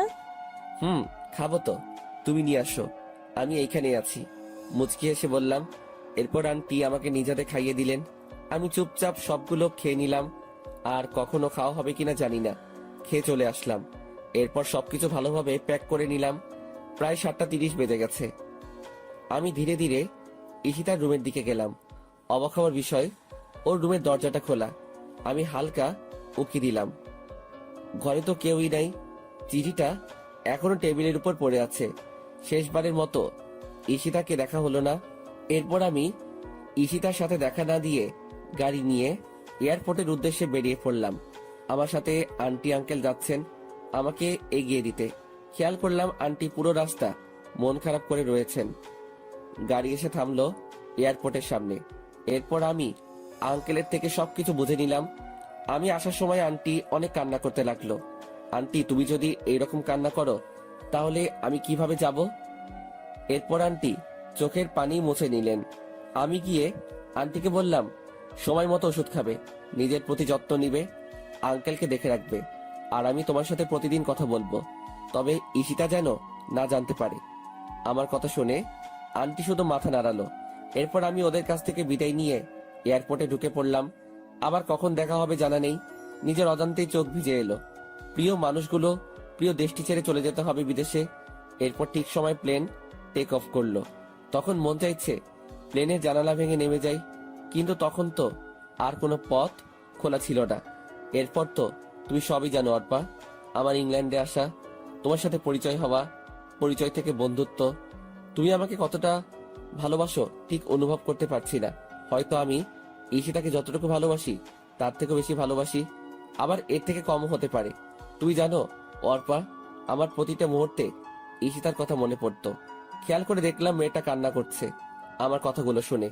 ওকে সান্ত্বনা দেওয়ার ভাষা আমার নেই। হঠাৎ অর্পা চোখ মুছে আমাকে হাসি মুখে বলল, কি হয়েছে?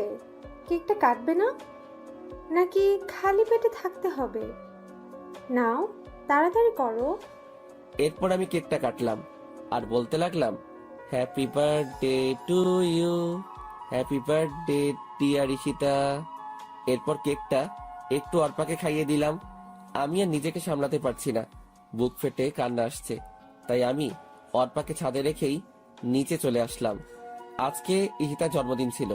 এই দেশের মাটিতে প্রায় 5 বছর পার করে ফেললাম। প্রতি বছর ঈশিতার জন্মদিন পালন করতাম আমি। অর্পা মেয়েটা হচ্ছে আমার কলিগ, আমরা একই অফিসে কাজ করি। মেয়েটাও বাঙালি। অর্পা এই দেশে আসে ওর আব্বু আম্মুর কারণে। ওদের মধ্যে নাকি মিল নেই, সারাদিন নাকি ঝগড়া করে। তাই অর্পা রাগ করেই ওদের ছেড়ে এখানে চলে আসে। বাঙালি হওয়ায় মেয়েটার সাথে বন্ধুত্ব করে নিলাম। এরপর থেকে নাকি মেয়েটা আমাকে ভালোবেসে ফেলে। আমি জানি প্রিয় মানুষটিকে না পেলে কত কষ্টে থাকতে হয়। যদি আমার কোনো পিছুটান না থাকতো তাহলে আমি অর্পাকে আপন করে নিতাম। প্রতি বছর ঈশিতার জন্মদিন পালন করার সময় অর্পা আমার কাছ থেকে আমার আর ঈশিতার গল্পটা শুনতে চাইতো। তাই আমি আমার জীবনের সব ঘটনা বললাম ওকে। আমার কথা শুনে অর্পা একদম কান্না করে দিল। এরপর আমিও রুমে এসে অনেক কান্না করলাম। ঈশিতার সাথে দেখা হবে কিনা জানি না। এরপর দরজা ওপাশ থেকে অর্পা আমাকে ডাকতে লাগলো। এই জনি, দরজা খুলো। কি হয়েছে তোমার? ছাদ থেকে এভাবে চলে আসলে কেন? তাড়াতাড়ি দরজা খুলো বলছি। তোমার জন্য নিজ হাতে রান্না করে এনেছি, তুমি খাবে না? দরজা খুলো বলছি। আমি খাবো না অর্পা, আমার খিদা নেই, তুমি এখন যাও। ওই, তোকে বলছি না দরজা খুলতে? তাড়াতাড়ি দরজা খুলে দে, না হয় তোর মাথা পাঠাবো। আমি ভয়ে তাড়াতাড়ি দরজাটা খুলে দিলাম। কি মেয়ে রে বাবা, আমাকে সামান্য জিনিসের জন্য ঝাড়ি দেয়। ওই, তোমার সমস্যা কি? খাবে না কেন? তোমার জন্য এত কষ্ট করে রান্না করলাম, এখন তুমি কি চাও আমি এইগুলো ফেলে দেই? না, তার আর দরকার হবে না, তুমি খাবার দাও, আমি খেয়ে নিচ্ছি। জনি, একটা কথা বলি, রাখবা প্লিজ? আরে বলো, সমস্যা নাই, আমি তোমার কথা রাখবো। আর বেস্ট ফ্রেন্ডের কথা কি ফেলা যায়? আমি তোমাকে খাইয়ে দেই প্লিজ, শুধু আজকের জন্য।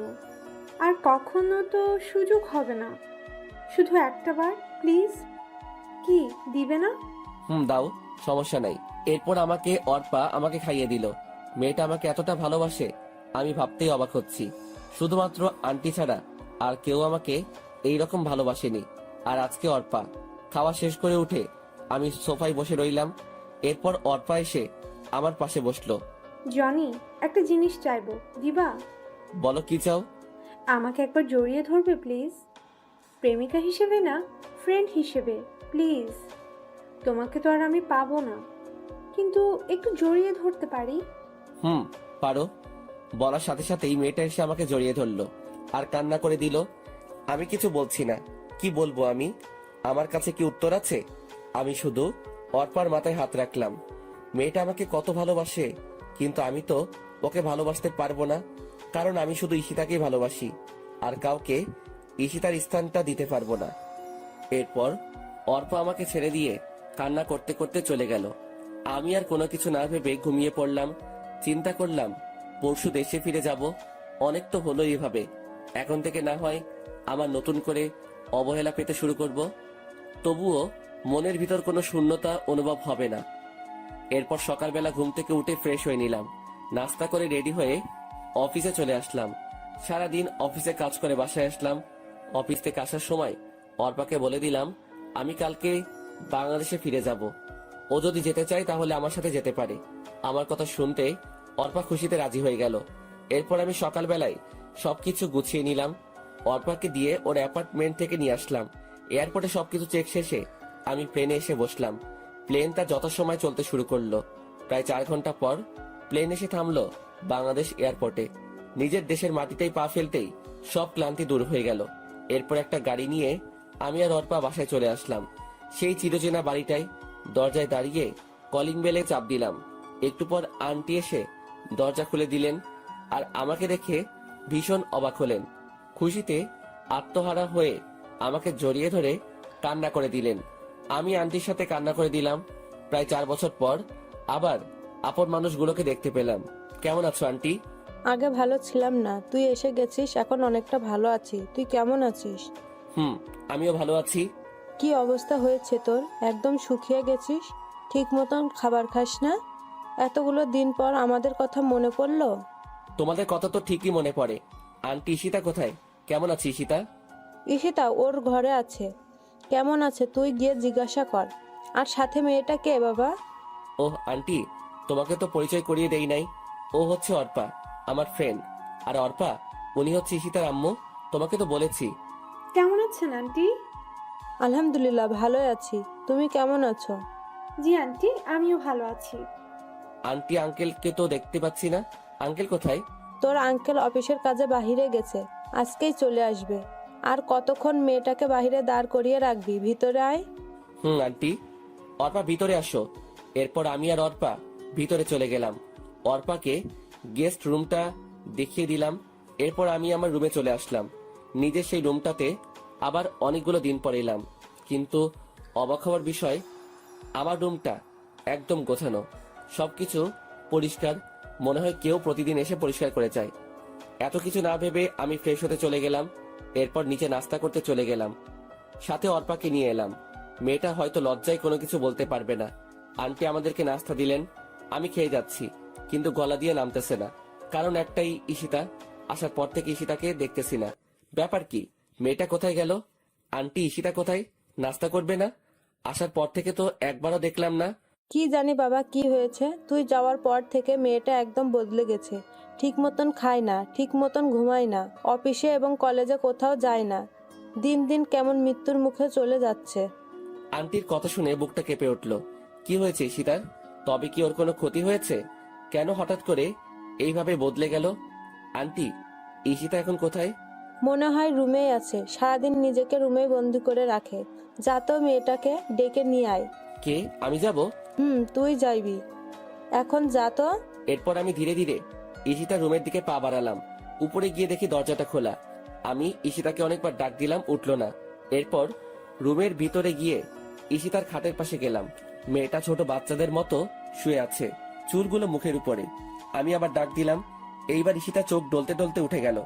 ঈশিতাকে দেখে চোখে পানি ছলছল করছে। কি ঈশিতা, কি হয়ে গেল? শুকিয়ে একদম কাঠ হয়ে গেছে। চোখের নিচে কালো দাগ পড়ে গেছে, আগের থেকে অনেক কালো হয়ে গেছে। আমাকে এইভাবে দেখতে পাবে ঈশিতা কল্পনাও করে নাই। ঈশিতার চোখ অশ্রুতে ভরে গেছে। আজকে অবহেলার প্রতিদানে এই সকল কিছু হচ্ছে। ঈশিতা খাট থেকে নেমে আমার একদম কাছে চলে আসলো। আমাকে জড়িয়ে ধরতে চাইলো, কিন্তু আমি সরে গেলাম। আমার থেকে এইরকম কিছু ঈশিতা আশা করেনি। আমিও ঈশিতার পাশে থাকতে চেয়েছিলাম, কিন্তু ঈশিতা আমার সাথে অনেক খারাপ ব্যবহার করছে। আমাকে প্রতিনিয়ত অবহেলা করে গেছে।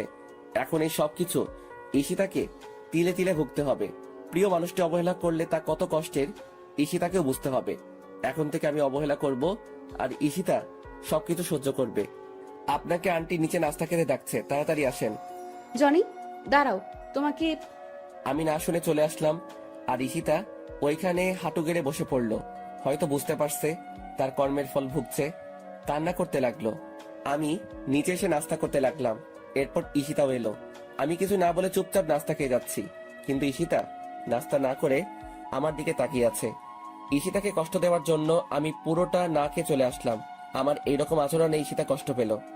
পাক না, তাতে আমার কি? আমাকেও তো কম কষ্ট দেয়নি ঈশিতা। এরপর আমি আমার রুমে চলে এলাম। ঈশিতাকে এইভাবে অবহেলা করতে গিয়ে আমি নিজেও অনেক কষ্ট পেলাম, কিন্তু তবুও যে ঈশিতাকে বুঝতে হবে প্রিয় মানুষটির অবহেলা কতটা যন্ত্রণাদায়ক। কিন্তু হঠাৎ করে ঈশিতা এভাবে বদলে গেল কেন? কিছু একটা তো কারণ আছে, জানতেই হবে আমাকে সেই কারণ। রাতে সেই রকম ঘুম হয় নাই, তাই একটু ঘুমিয়ে নিলাম। ঘুম ভাঙলো দুপুর 12:30। আমার বুকের উপর ভারী কিছু অনুভব করছি। ঘুম থেকে উঠে দেখি ঈশিতা আমাকে জড়িয়ে ধরে ঘুমিয়ে আছে। মেয়েটার কি নিষ্পাপ মুখখানি! আগের কথাগুলো মনে পড়ে গেল। আমি ঘুমের মধ্যেই ঈশিতাকে এক ঝাটকা দিয়ে বুকের উপর থেকে ফেলে দিলাম। সাথে সাথে ঈশিতার ঘুমটা ভেঙে গেল। আপনি এখানে কি করেন? কেন আসলেন এই রুমে? আবার আমার বুকে মাথা রেখে আমাকে জড়িয়ে ধরে ঘুমিয়েছিলেন। আমার স্বামীকে আমি জড়িয়ে ধরে ঘুমাতে পারি, আমার অধিকার আছে। কিসের স্বামী? হ্যাঁ, কেউ একজন বলেছিল স্বামী ইজ মাই ফুড, আর অধিকারের কথা বলছেন। একদিন আমিও আপনার কাছে স্বামীর অধিকার চাইতাম, কিন্তু আপনি আমাকে শুধু অবহেলা করে আসছেন। কত কষ্ট দিয়েছেন মনে আছে আপনার? আমার কথাগুলো শুনে ঈশিতা ফুপিয়ে ফুপিয়ে কান্না করতে লাগলো। প্লিজ জনি, এরকম করো না। আমি তোমাকে ভীষণ ভালোবাসি, নিজের থেকেও বেশি। ভালোবাসা? আমি এখন আর আপনাকে ভালোবাসি না। আমার মতো ছোট লোক কাউকে ভালোবাসতে পারে না। অর্পা মেয়েটাকে চিনেন? আমি ওকেই ভালোবাসি। ও আপনার মতো নিষ্ঠুর না, অনেক ভালো মেয়ে অর্পা। আর আপনার না বয়ফ্রেন্ড আছে, তাহলে আমার কাছে কেন ভালোবাসা চাইতে আসলেন? আপনার বয়ফ্রেন্ডের কাছে যান। আগে তো আপনি বলতেন আমি যেন এই বাড়ি ছেড়ে চলে যাই। এখন আর আপনাকে বলা লাগবে না, আমি নিজে থেকেই চলে যাব যদি কখনো ডিস্টার্ব করেন। আমি আর তোমাকে ডিস্টার্ব করব না, তবু তুমি আমাকে ছেড়ে যেও না। আমার কথাগুলো শুনে ঈশিতা ফুপিয়ে ফুপিয়ে কান্না করে যাচ্ছে। কান্না করার কারণে ঈশিতার নিঃশ্বাস নিতে কষ্ট হচ্ছে। আর কোনো কথা না বলে ঈশিতা কান্না করতে করতে চলে গেল। ঈশিতা এখন বুঝবে ভালোবাসার মানুষটি অবহেলা করলে কতটা কষ্ট লাগে। এরপর আমি ফ্রেশ হয়ে নিলাম। জোহর নামাজের আজান দিয়েছে, তাই নামাজ পড়তে মসজিদে চলে গেলাম। নামাজ পড়ে বাড়িতে আসার সময়ই রাকিবের সাথে দেখা হলো। আরে দোস্ত, তুই কখন আসলি? দেশে ফিরে আসলি, কিন্তু একবারও জানালিও না। আমি তো আজকে সকালেই এলাম। আসলে বাংলাদেশে আসার পর সিম নেওয়া হয় নাই, তাই যোগাযোগ করতে পারি। তো কেমন আছিস তুই? আলহামদুলিল্লাহ ভালোই আছি। জানিস দোস্ত, আমার বিয়ে হয়ে গেছে। আমি এখন আর ব্যাচেলার নেই। আরে বাহ, ভালোই তো। আচ্ছা দোস্ত, এখন বাড়ি যেতে হবে। একদিন তোদের বাড়িতে যাব। আচ্ছা ঠিক আছে, ভালো থাকিস। তুইও। এরপর বাড়ি চলে এলাম। দুপুরের খাবার খেয়ে বসে বসে টিভি দেখতেছি। এরই মাঝে অর্পা এসে হাজির হলো। কিছু বলবে অর্পা? আসলে আমরা না একা একা ভালো লাগছে না, চলো না আমরা একটু ঘুরে আসি। ঘরে বসে থাকতে থাকতে ভালো লাগে না। আর ঈশিতার সাথেও কথা বলতে ভয় করে, ও যদি আমাকে কিছু বলে। ধুর পাগলি, ঈশিতা ওই রকম মেয়ে না, তোমাকে কিছু বলবে না। উল্টো তোমার সাথে ফ্রেন্ডলি আচরণ করবে। আর আজকে বিকালবেলা রেডি থেকো, আমরা ঘুরতে বের হব। ওয়াও, সত্যি? সত্যি। ঠিক আছে, তাহলে আমি ঈশিতাকে রেডি হয়ে নিতে বলছি। আমরা সবাই একসাথে যাব, তাহলে অনেক মজা হবে। না, তাকে বলার দরকার নাই, শুধু আমি আর তুমি যাব। সময় হলে আমি নিজেই ঈশিতাকে নিয়ে যাব। কিন্তু ঈশিতা? তোমাকে না বলছি আর কেউ যাবে না। ওকে, অ্যাজ ইউর উইশ। এরপর আরো কিছুক্ষণ টিভি দেখে রেডি হয়ে নিলাম। অর্পা আর আমি গাড়ি নিয়ে ঘুরতে বেরিয়ে গেলাম। আমরা অনেক জায়গায় ঘুরলাম, অনেক কিছু খেলাম, কিন্তু আমার যে কিছুই ভালো লাগছে না। ঈশিতাকে এইভাবে কাঁদিয়ে আমিও ঠিক থাকতে পারছি না, কিছুতেই মন মানছে না। এরপর আমরা ঘোরাঘুরি শেষ করে প্রায় সন্ধ্যার দিকে বাড়ি ফিরলাম। এরপর আমি ফ্রেশ হয়ে একটু শুয়ে রইলাম আর ভাবতে লাগলাম ঈশিতার মাঝে এত পরিবর্তন আসলো কিভাবে। ওর নাকি বয়ফ্রেন্ড ছিল, তাহলে গেল কোথায়? কেন এখন ঈশিতা আমার জীবনে আসতে চাইছে? অবহেলা করার পর কেন আপন করতে চাইছে? সবকিছু যেন গুলিয়ে যাচ্ছে। রাত প্রায় 10টা বেজে গেছে। নিচে খেতে ডাকছে। আমি নিচে গিয়ে খাওয়ার জন্য টেবিলে বসে পড়লাম। সবাই আছে, শুধু আঙ্কেল নেই। ঈশিতা আমার সামনের চেয়ারটাতেই বসা। ঈশিতা না খেয়ে শুধু আমার দিকে তাকিয়ে আছে। মেয়েটা এমন কেন না খেয়ে আমার দিকে তাকিয়ে আছে? আমার দেখার জন্য তো সারা জীবন পাবেই। আমি কিছু না বলে চুপচাপ খেয়ে নিলাম। এরপর ছাদে চলে এলাম, একটা সিগারেট ধরালাম। ধীরে ধীরে পুরো সিগারেটটা শেষ করে দিলাম। এইভাবে 1 প্যাকেট সিগারেট খেয়ে ফেললাম। আপন মানুষগুলো যখন পর হয় তখন এই জিনিসটাই সবচাইতে আপন হয়ে যায়। এরপর ঘরে এসে শুয়ে পড়লাম। ভোরবেলা ঘুম থেকে উঠে ফ্রেশ হয়ে নামাজ পড়তে চলে গেলাম। নামাজ শেষে বাড়িতে চলে এলাম। অনেকদিন সূর্যোদয়টা দেখা হয় না, তাই ছাদে এলাম। পূব আকাশে হালকা আলো চিকচিক করছে, বয়ে যাচ্ছে মৃদু বাতাস, আর রয়েছে চারিদিকে পাখিদের কিচির মিচির আওয়াজ। সব মিলিয়ে একটা মনোমুগ্ধকর পরিবেশ। ভালোই উপভোগ করছি। হঠাৎ পিছনে কারো উপস্থিতি টের পেলাম। পিছনে তাকিয়ে দেখি আর কেউ নয়, ঈশিতা আমার পিছনে দাঁড়িয়েছিল। আমি ওর থেকে মুখ ফিরিয়ে নিলাম। আগের ন্যায় সামনের দিকে তাকিয়ে রইলাম। ঈশিতা কিছু বলবে মনে হচ্ছে, কিন্তু কিছু না বলে আবার কিভাবে চলে গেল। আমিও আর কিছু না বলে নিচে চলে এলাম। এরপর আন্টি ডাক দিলেন নাস্তা করার জন্য। আমি নিচে চলে গেলাম। আঙ্কেল দেখি উপস্থিত আছেন, হয়তো রাতে বাড়ি ফিরলেন। আমি আঙ্কেলের পাশে গিয়ে দাঁড়ালাম। আঙ্কেল হাতের খবরের কাগজটা রেখে আমাকে জড়িয়ে ধরলেন আর কান্না করতে লাগলেন। আমার এই ভুবনে আব্বু আম্মু নেই, কিন্তু আঙ্কেল আন্টি এখন আমার আব্বু আম্মু।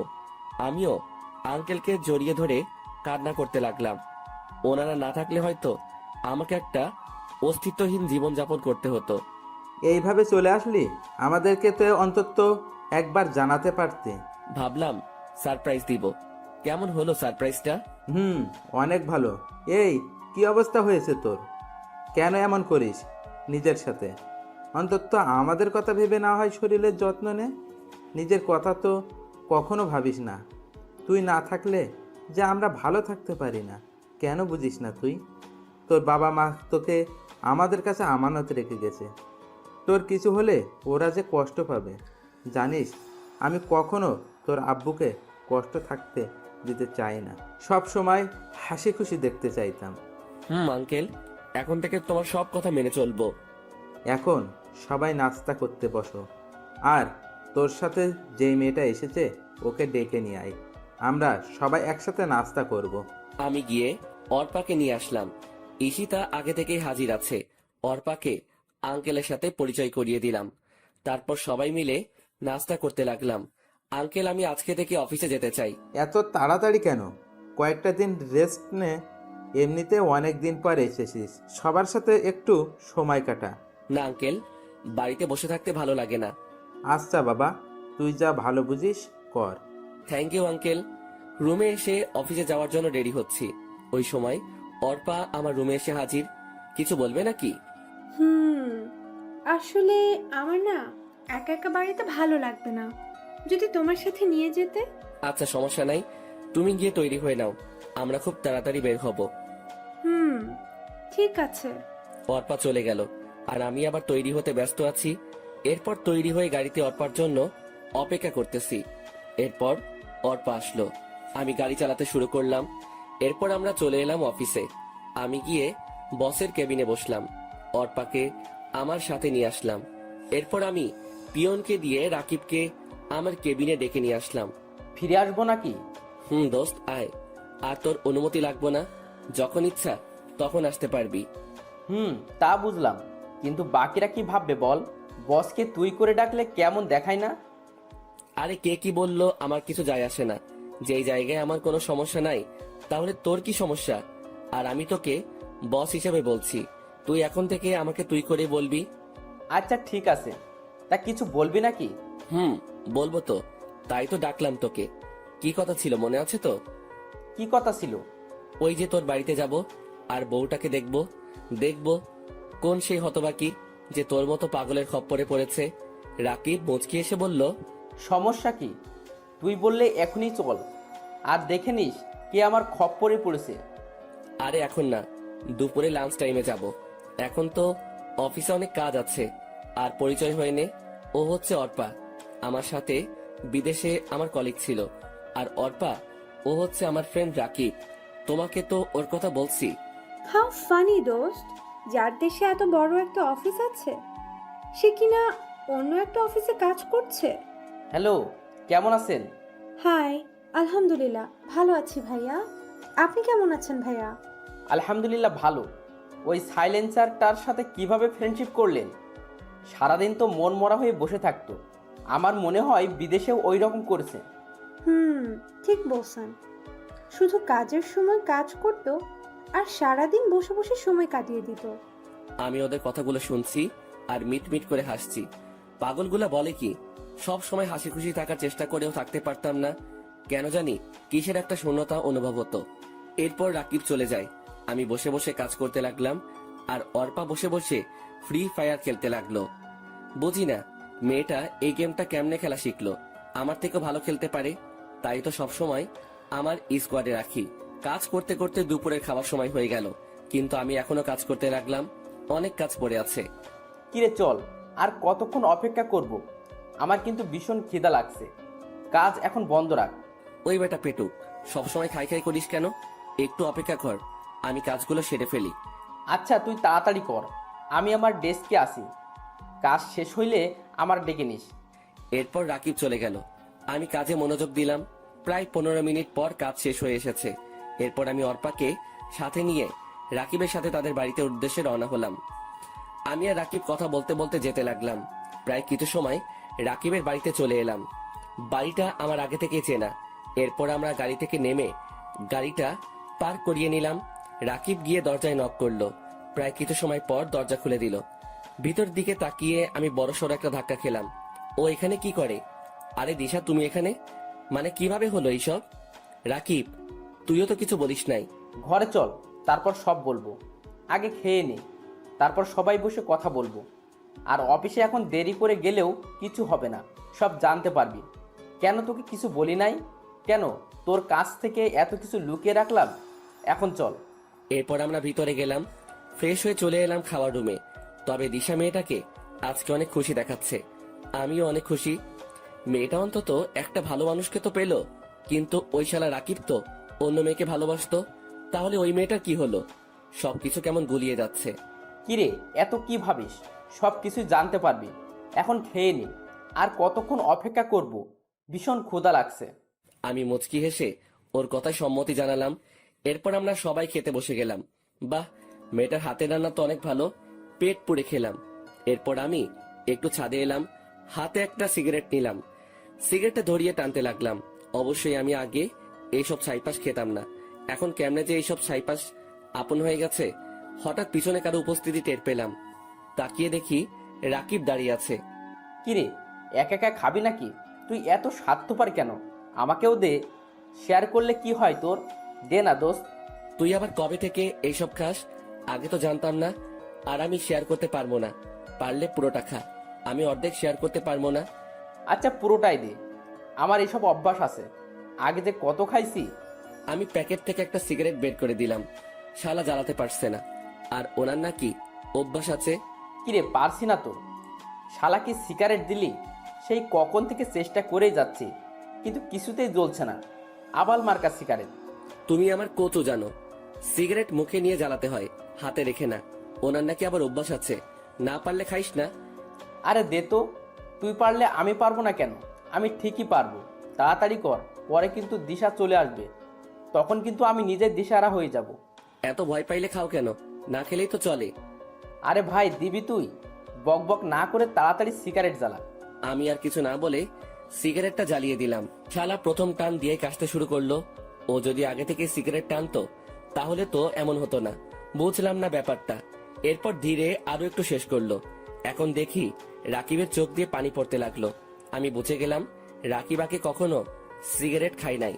আমি তাড়াতাড়ি ওর হাত থেকে সিগারেটটা কেড়ে নিলাম। মিথ্যা কথা বললি কেন? তুই তো ঠিক মতো সিগারেট টানতেই পারিস না। তাহলে কেন এইরকম করলি? দেখ তো তোর চোখ কি রকম লাল হয়ে গেছে। আর খেতে হবে না সিগারেট, তোর পরে ক্ষতি হবে। আমার ক্ষতি হলে তোর ক্ষতি হবে না। তুই কেন এইসব খাস? আমাকে সিগারেটটা ফিরিয়ে দে বলে দিলাম। না, দিব না। এখন নিতে যা, আমি আসতেছি। এই কথা বলে আমি আবার সিগারেটটা টানতে শুরু করলাম।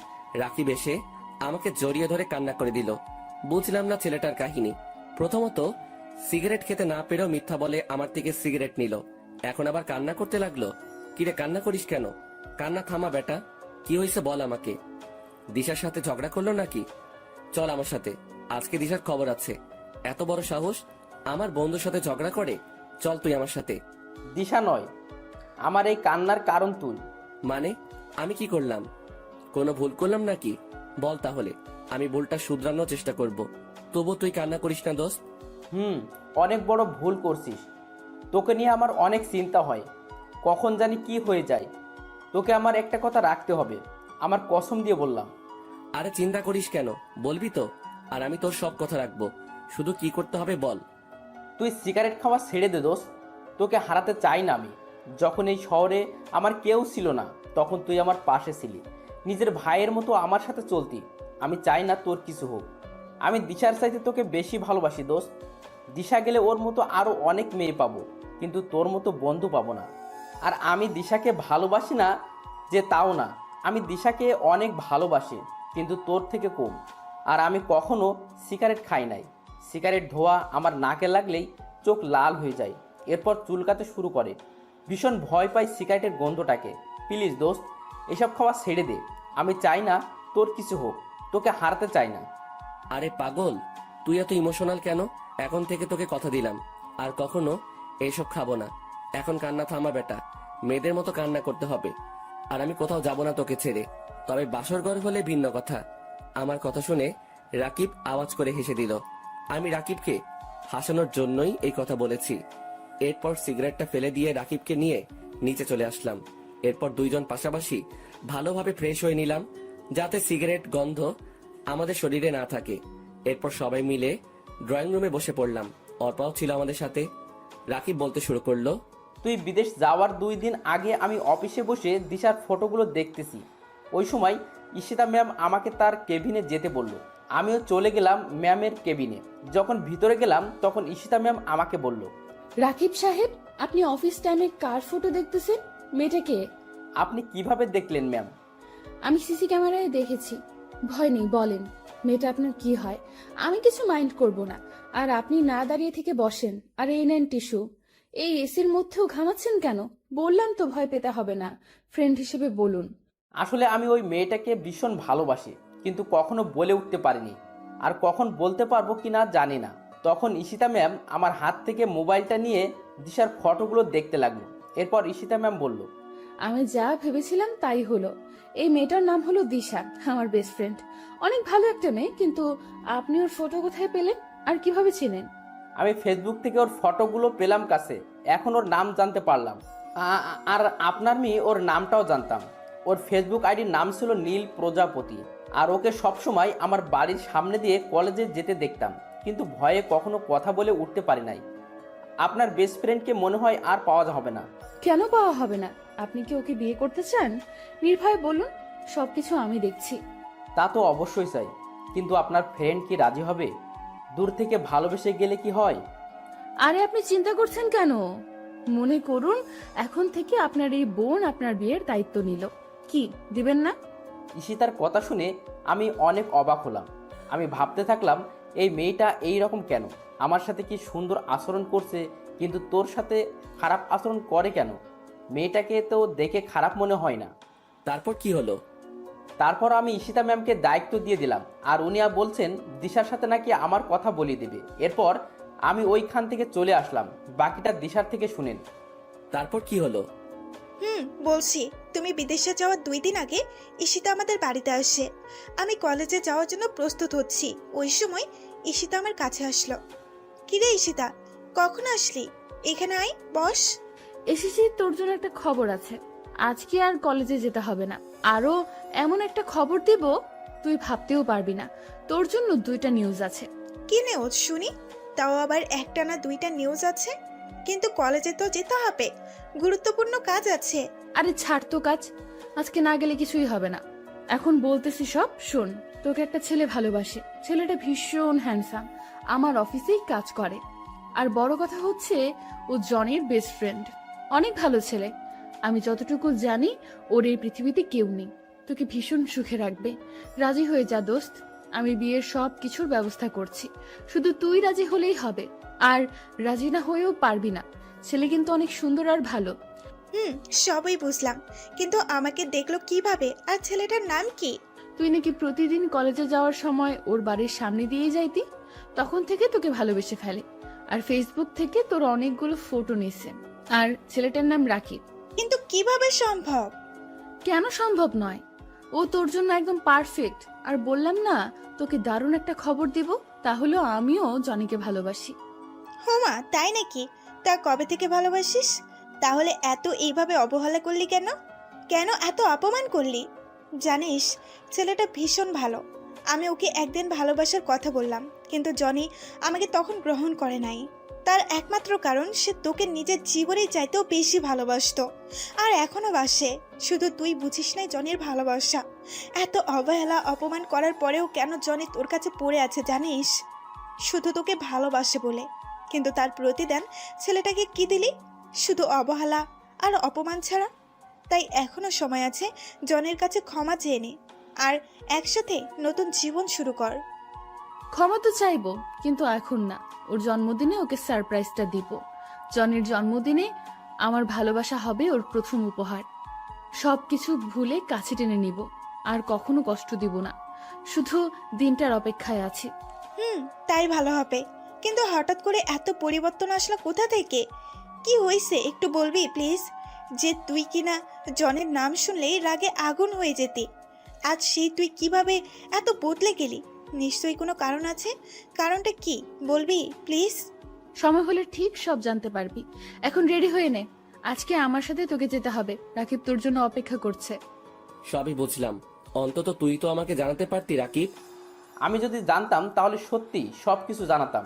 আমি তো জানতাম না যে তুই দিশাকে চিনিস, আর তোমাদের এই রকম একটা সম্পর্ক ছিল তাও জানতাম।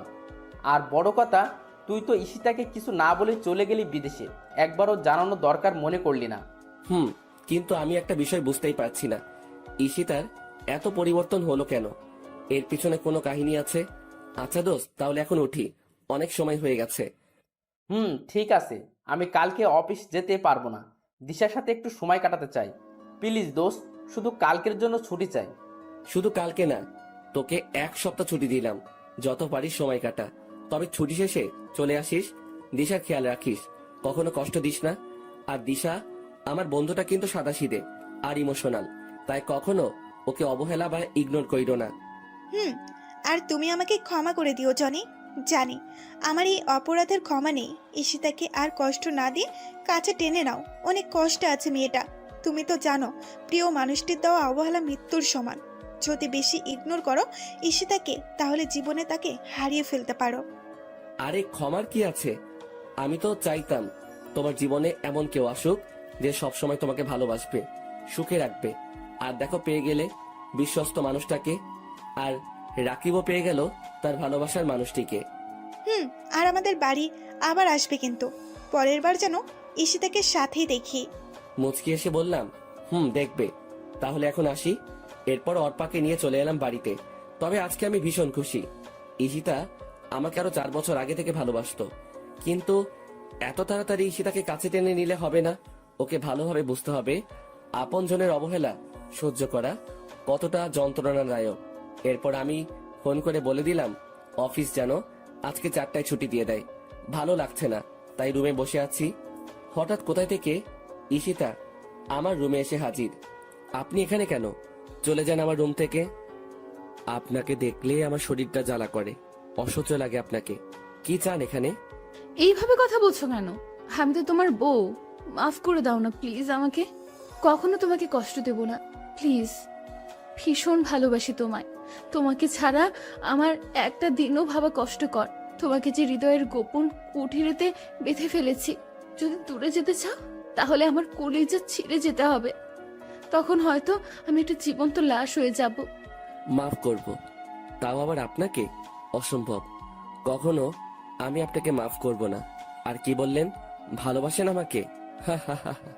ভীষণ হাসি পাচ্ছে আপনার কথা শুনে। হঠাৎ কোথায় থেকে এত ভালোবাসার উৎপত্তি ঘটলো? আমি একদিন একজনকে ভীষণ ভালোবাসতাম, তাকেও যত্ন করে রেখেছিলাম হৃদয়ের গোপন কুঠুরিতে। কিন্তু কি পেলাম তার কাছ থেকে? দিন শেষে অবহেলা আর অপমান হলো আমার পথ চলার সাথী। আর আমিও এখন জীবন্ত লাশ হয়ে জীবনযাপন করতেছি। তাই কাউকে আর জীবনের সাথে মিশাতে পারবো না। ভালোবাসা সবার জীবনে একবারই আসে, আমারও ছিল, কিন্তু তা আজকে লাশ হয়ে গেল। আমার হাতটা ধরে ঈশিতা বলল, প্লিজ আমাকে ক্ষমা করে দাও। আমি আসলে বুঝতে পারি নাই। ভীষণ ভালোবাসি তোমাকে। আমি আমার ভুল বুঝতে পেরেছি। তোমার সাথে খারাপ ব্যবহার করা ঠিক হয়নি। এখন যদি আমাকে ক্ষমা না করো তাহলে আমাকে চিরতরে হারাবে। তুমি আমাকে ছেড়ে কয়েক বছর দূরে ছিলে, আমি কিন্তু চিরতরের জন্য দূরে চলে যাব, এমন দূরে যেখানে গেলে কেউ আর কখনো ফিরতে পারে না। আমার হাতটা ছাড়ুন। যখন খারাপ ব্যবহার করেছেন তখন বোঝার কথা ছিল, এখন না। আরে কোথায় যাবেন? চিরতরের জন্য দূরে? তো চলে যান না, কি আটকে রেখেছে? আমার হাত ছাড়ুন। না, আমি তোমার হাত ছাড়বো না। আগে বলো ভালোবাসি। আপনাকে বলছি হাত ছাড়তে। হাত ছাড়ুন, না হয় আমি কিছু একটা করে ফেলবো। যত কিছুই হোক আমি তোমার হাত ছাড়বো না। ছাড়বেন না তো? বললাম তো ছাড়বো না। আমি জোর করে হাতটা ছাড়িয়ে নিয়ে ঠাস ঠাস করে ঈশিতাকে 2টা থাপ্পড় মারলাম। ঈশিতা হয়তো আমার থেকে এইরকম কিছু আশা করে নাই। ওই, তোর সমস্যা কি? আমি তোর মতো মেয়েকে ভালোবাসি না, আমি অর্পাকে ভালোবাসি। আর আগে তুই আমাকে এই বাড়ি ছেড়ে চলে যেতে বলতি না, কিন্তু এখন তুই যদি যাস আমি এই বাড়িতে থাকি, তবু থাকবো না। এখন দূর হ আমার সামনে থেকে। আমার সামনে আসার চেষ্টা করবি না, তখন কিন্তু আরো খারাপ হবে তোর সাথে। যত সব নষ্ট মেয়ে কোথাকার। আমার কথা শুনে মেয়েটা আর এখানে দাঁড়াতে পারলো না, কান্না করতে করতে চলে গেল। এখন আমার নিজেরই কান্না আসতে লাগলো। মেয়েটাকে এইভাবে মারাটা ঠিক হয় নাই। থাপ্পড়টা অনেকটা জোরেই লেগেছে। ঠোঁট কেটে রক্ত বের হতে লাগলো মেয়েটার। কথাগুলো ভাবতেই কান্না চলে এলো। আমি কান্না করতে লাগলাম। সরি ঈশিতা, তোমাকে এইভাবে কষ্ট দিতে চাই নাই, কিন্তু আমারও যে কিছু করার নাই। ভালোবাসার মায়াজালে বন্দি আমি, নিজেকে নিজেই বলতে লাগলাম। তবে মেয়েটা শেষ কথাটা আমাকে বেশি ভাবাচ্ছে। ওকে চিরতরের জন্য হারাতে হবে। তবে কি মেয়েটা ওর নিজের কোনো ক্ষতি করবে না তো? না, এই মেয়েটাকে চোখে চোখে রাখতে হবে, কোনো ক্ষতি হতে দেওয়া যাবে না। আর কোনো কিছু না ভেবে একটু ঘুমাতে চেষ্টা করলাম, ঘুম কিছুতেই আসছে না। কি জানি মেয়েটা কি করতেছে। আমি শোয়া থেকে উঠে ধীরে ধীরে ঈশিতার রুমের দিকে এগোতে লাগলাম। দরজার কাছে এসে ভিতরে তাকিয়ে দেখি মেয়েটা শুয়ে আছে। একটু কাছে গিয়ে মোবাইলের ফ্ল্যাশ লাইটটা জ্বালিয়ে দেখি মেয়েটার চোখ দুটো ফুলে আছে। ওকে দেখেই বুকের ভিতরটায় ঝড় শুরু হয়ে গেল। মনে হয় অনেক কান্না করেছে। মোবাইলের লাইটের আলো চোখে পড়াতে ঈশিতার ঘুমটা ভেঙে গেল। আমাকে দেখেই এক প্রকার জড়িয়ে ধরল। আমি কিছুক্ষণ সময় চুপ করে রইলাম। এরপর বললাম, আমাকে ছাড়েন, এইভাবে জড়িয়ে রেখেছেন কেন? জড়িয়ে ধরে রেখে ঈশিতা বলতে লাগলো, না, ছাড়বো না। ছেড়ে দিলেই আমাকে ছেড়ে অনেক দূরে চলে যাবে। আমি তা কখনো হতে দিব না। ভীষণ ভালোবাসি তোমায়। যদি কখনো দূরে চলে যাও তাহলে আমি সত্যিই মরে যাব। জানো, আজকে তোমার থাপ্পড় দেওয়াতে কষ্ট পাই নাই, কষ্ট পাইছি তোমার কথাগুলোতে। প্লিজ আমাকে মাফ করে দাও। কখনো তোমাকে ভুলতে পারবো না। আর যদি দূরে চলে যাও তাহলে আগে আমাকে শেষ করে দাও, তারপর চলে যাও। সবকিছু ভুলে আমাকে কাছে টেনে নাও। আচ্ছা যাব না, এখন ঘুমাও, শুভরাত্রি।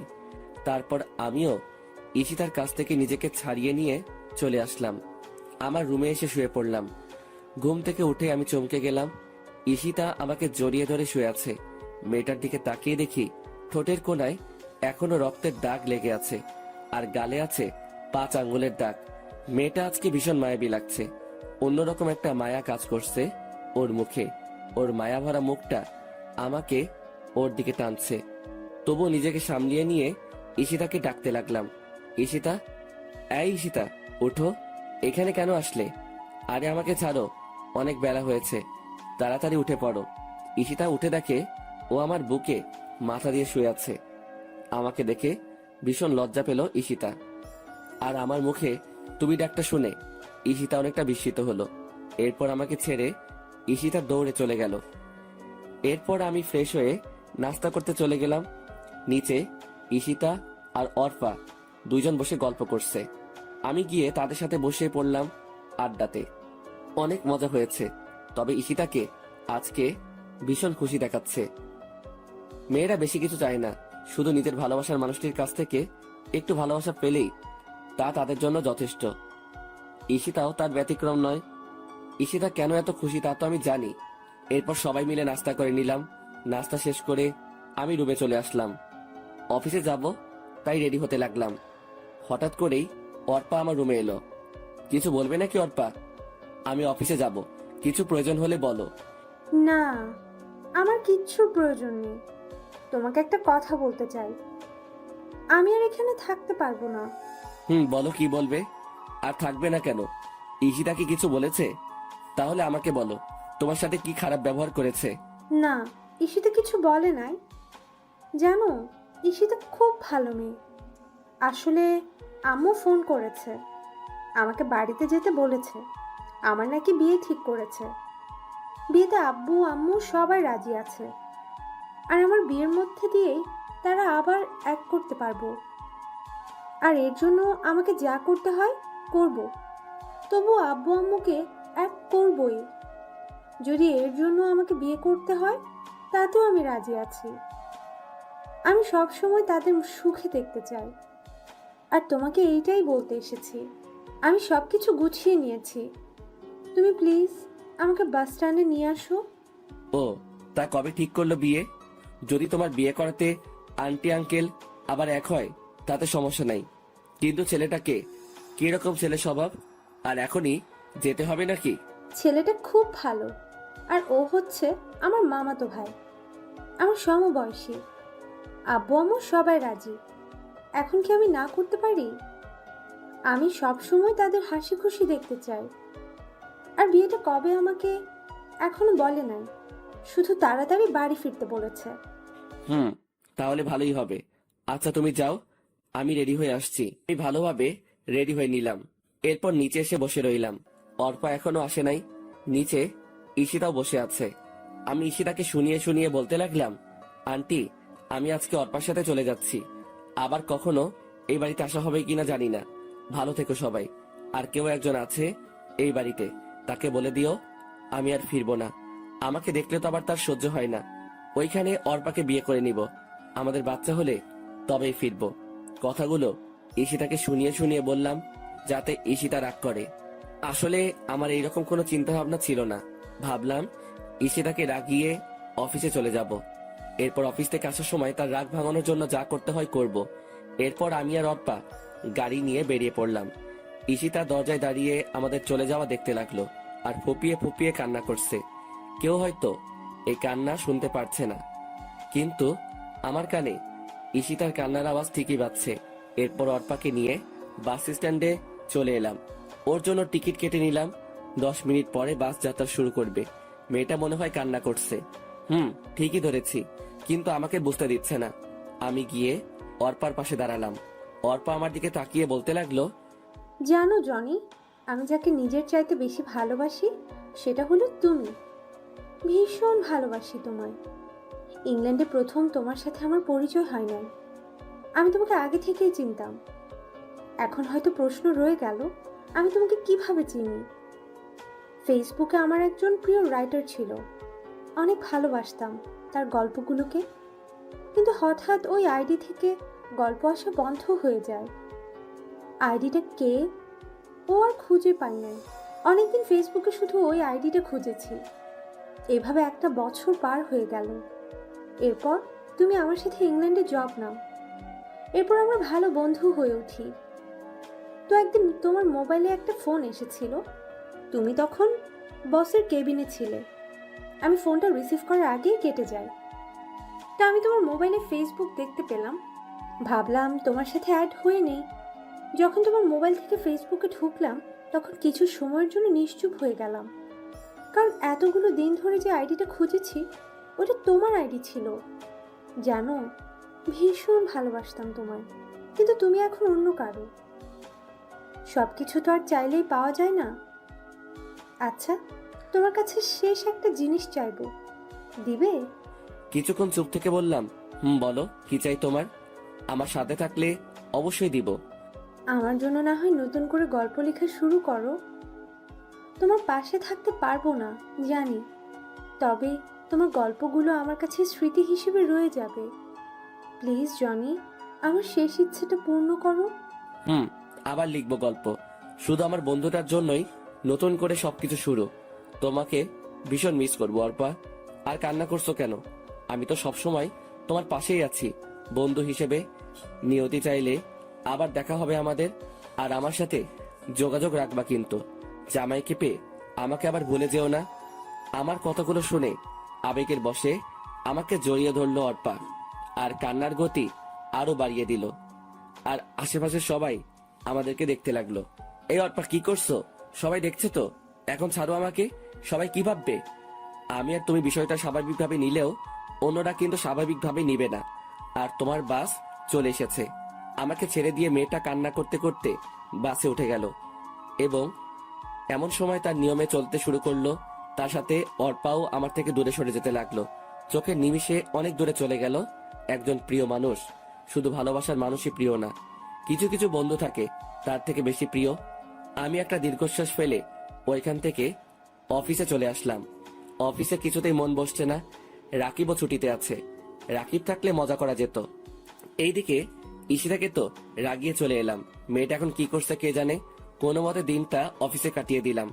সন্ধ্যার সময় বাড়ি ফেরার পথে ঈশিতার জন্য একগুচ্ছ গোলাপ ফুল আর অনেকগুলো ডেইরি মিল্ক নিলাম। গোলাপ আর চকলেট ঈশিতার অনেক প্রিয়, তাই রাগ ভাঙানোর জন্য এইগুলো নিয়ে নিলাম। এরপর আমি বাসায় চলে এলাম, কিন্তু অবাক করার বিষয় পুরো বাড়ি অন্ধকার। তাই আমি ধীরে ধীরে বাড়িতে ঢুকলাম। এরপর ঘরের বাতিগুলো চালু করলাম। কি ব্যাপার, বাড়িতে কাউকে দেখতে পাচ্ছি না। কোথায় গেল সবাই? আন্টি আঙ্কেলের রুমে গিয়ে তারা নেই, তাই আমি ঈশিতার রুমে গেলাম। রুমটা অন্ধকারে ছেয়ে আছে। এই অন্ধকার যেন আমাকে কিছু একটা ইঙ্গিত দিচ্ছে। আমি ঈশিতার রুমের বাতি দিলাম, কিন্তু ঈশিতাকেও দেখতে পাচ্ছি না। আজকে হলোটা কি? সবাই কোথায় গেল? হঠাৎ আমার চোখ গেল ঈশিতার রুমের টেবিলের উপরে রাখা একটা কাগজে। কিছু একটা লেখা আছে মনে হচ্ছে। আমি কাগজটা হাতে নিয়ে পড়া শুরু করলাম। প্রিয় জনি, চিঠিটা যখন পাবে তখন হয়তো আমি চলে যাব অনেক দূরে। এখন আর কেউ তোমার ভালোবাসা পাওয়ার জন্য বসে থাকবে না, কেউ আর তোমাকে ডিস্টার্ব করবে না। একটা কথা কি জানো, কথায় আছে মানুষ দাঁত থাকতে দাঁতের মর্ম বোঝে না। ঠিক তেমনি তুমি থাকতে তোমার ভালোবাসা আমি উপলব্ধি করতে পারি নাই। জানো, যখন তুমি একা বাড়ি ছেড়ে চলে গেছো তখন তেমন কষ্ট পাই নাই। কষ্ট পাইছি যখন তুমি আমাকে শুনিয়ে শুনিয়ে অর্পার সাথে চলে যাওয়ার কথা বলছো। জানো, এই দিনটাই আমার জীবনের সবচেয়ে খারাপ দিন ছিল। তোমাকে অবহেলা করতে গিয়ে কখন যে ভালোবেসে ফেলেছি নিজের অজান্তে, তা ঠিক আমি নিজেই জানি না। এখন তুমি হয়তো ভাববে যে মেয়েটা তোমাকে এত অবহেলা আর অপমান করতো, সে আবার ভালোবাসে কিভাবে। তাহলে শোনো, তুমি যখন বিদেশ যাবে তার একদিন আগে আমি একটা খবর পাই। হয়তো ভাববে কি এমন খবর। আসলে ওই দিন যে আমি পার্টিতে ড্রিঙ্ক করে মাতাল হয়ে যাওয়াতে যে ছেলেটা আমার দুর্বলতার সুযোগ নিতে চেয়েছিল, তার সাথেই আমার পথে দেখা হয়। মনে আছে তোমার? আমি ঠিক ওই 4 বছর আগের কথা বলছি। তখন আমি ছেলেটার থেকে সব সত্যি জানতে পারি, আর আমার জন্যই তুমি আমার ইচ্ছেটা পূরণ করলে। আসলে আমি খুঁড়ের মধ্যে থাকায় কিছুই বুঝতে পারি নাই। আমি ভাবলাম তুমি আমার সাথে মিথ্যে কথা বলে আমার সবকিছু কেড়ে নিতে চেয়েছো। এরপর যখন তুমি বাড়ি ছেড়ে চলে যাও, ওই দিন তেমন কষ্ট পাই নাই, কারণ তখন তুমি কোনো মেয়ের সাথে চলে যাচ্ছ না। কিন্তু আজকে অনেক কষ্ট পাইছি। আজকে তো অর্পার সাথে চলে যাচ্ছ। এখন হয়তো ভাববে এত কথা বলার মানেটা কি। একটা মানে অবশ্যই আছে, আর তা হলো আমি তোমার থেকে চলে যাচ্ছি অনেক দূরে। আমি বিষ খেয়েছি। এই দেখো, একদম কান্না করবে না। অর্পা মেয়েটা খুব ভালো, তোমার ভালো খেয়াল রাখতে পারবে। আমাকে যদি ভালোবেসে থাকো তাহলে কখনো নিজেকে কষ্ট দেবে না, সব সময় হাসি খুশি থাকার চেষ্টা করবে, আব্বু আম্মুর খেয়াল রাখবে আর নিজের প্রতি যত্ন নিবে। ইতি, তোমার ঈশিতা। চিঠিটা পড়ার পর যেন একটা ঘোরের মাঝে ছিলাম। সবকিছু যেন মাথার উপর দিয়ে চলে গেল। চোখ থেকে টপ টপ পানি ঝরতে লাগলো। চোখের পানিগুলো চিঠিতে পড়াতে চিঠিটা ভিজে ছিঁড়ে গেল। আমি বসে পড়লাম খাটে। সবকিছু এখনো জল্পনা, সবকিছু এখনো কল্পনা মনে হচ্ছে। মনে হয় আমি স্বপ্ন দেখছি। কেন এমন করলে ঈশিতা? এতগুলো দিন অপেক্ষা করলে আমার জন্য, আর শুধু আজকের দিনটা অপেক্ষা করলে কি হতো? আসলে তুমি আমাকে কখনো ভালোবাসো নাই। যদি ভালোবাসতে তাহলে আমাকে ছেড়ে যেতে না। আসলে কি জানো ঈশিতা, সত্যিকারের ভালোবাসাগুলো খুবই অসহায়। শুরু হয় যদিও সুখের মাঝে, কিন্তু শেষটা হয় দুঃখের। ভালোবাসি তোমায় ঈশিতা, খুব ভালোবাসি। এইভাবে একা করে না গেলেও পারতে। কথাগুলো বলতেছি এমন সময় মাথাটা ঘুরে উঠলো। চোখ দুটো ঝাপসা হয়ে আসছে। মনে হয় আর কিছুক্ষণ পরই চিরতরে চোখ দুটো বন্ধ হয়ে যাবে। এরপর কি হলো ঠিক মনে নেই। এরপর নিজেকে আবিষ্কার করলাম হাসপাতালে। চোখগুলো ঠিক মতো খুলতে পারছি না। ধীরে ধীরে চোখ খুললাম, কিন্তু কাউকে দেখতে পাচ্ছি না। এরপর একজন ডাক্তার আসলেন। অভিনন্দন। আমি একটু ভ্রু কুঁচকে ডাক্তারের দিকে তাকালাম। ও, আপনি তো জানেন না।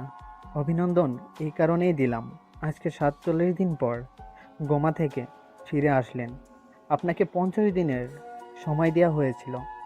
যদি 50 দিন পর বোমা থেকে না ফিরতেন তাহলে আর কখনো ফেরানো হতো না। আপনার ভাগ্য ভালো ছিল আর আল্লাহ তাআলার সহায় ছিলেন। সবই বুঝলাম, কিন্তু আমার বাড়ির সবাই কোথায়? হঠাৎ করে মাথাটা চক্কর দিয়ে উঠলো। পরক্ষণেই আগের সব কথা মনে পড়ে গেল। আচ্ছা ডাক্তার, কেউ আসে নাই আমার খবর নিতে? ছিল তো। আপনার সমবয়সী একজন মেয়ে ছিল, প্রতিদিন আসতো আপনাকে দেখতে, আর ঘন্টার পর ঘন্টা দাঁড়িয়ে থাকতো আপনার বেডের পাশে আর কান্না করতো। আজকে কি সেই মেয়েটা এসেছে? না, এখনো আসে নাই, তবে প্রতিদিন এই সময় আসতো। আজকে কেন দেরি করছে বুঝতে পারছি না। আচ্ছা, এখন আমাকে যেতে হবে। আর হ্যাঁ, আপনার এখন চলাফেরা বারণ, একদম চলাফেরা করার চেষ্টা করবেন না, কারণ আপনি এখনো ঠিক মতো সুস্থ হয়ে ওঠেন নাই। Take care. ধন্যবাদ ডাক্তার। এরপর আমি বেডে শুয়ে রইলাম আর ভাবতে লাগলাম কি থেকে কি হয়ে গেল। কিভাবে নিয়তি আমার সাথে এইভাবে মোড় নিল। নিভে গেছে সব আলো, সব ভালোবাসা। কথাগুলো ভাবতে গিয়ে চোখের পানি জমে গেল। এরপর হঠাৎ কারো উপস্থিতি টের পেলাম। সামনের দিকে তাকাতেই হা করে রইলাম। আমার পৃথিবীতে আবার আলো জ্বলতে শুরু করলো। আমি শুধু চেয়েই আছি। কি হলো মিস্টার, হা করে তাকিয়ে আছেন কেন? ভূত দেখলেন নাকি? তুমি?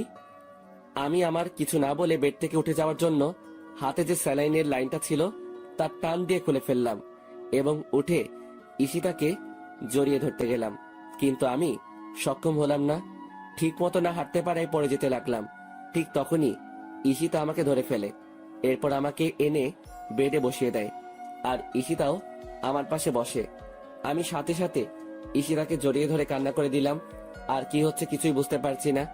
ঈশিতাও আমাকে জড়িয়ে ধরলো। হাই পাগল, কান্না করছো কেন? আমি তো এখানেই আছি। এই দেখো, তোমার ঈশিতার কিছুই হয় নাই।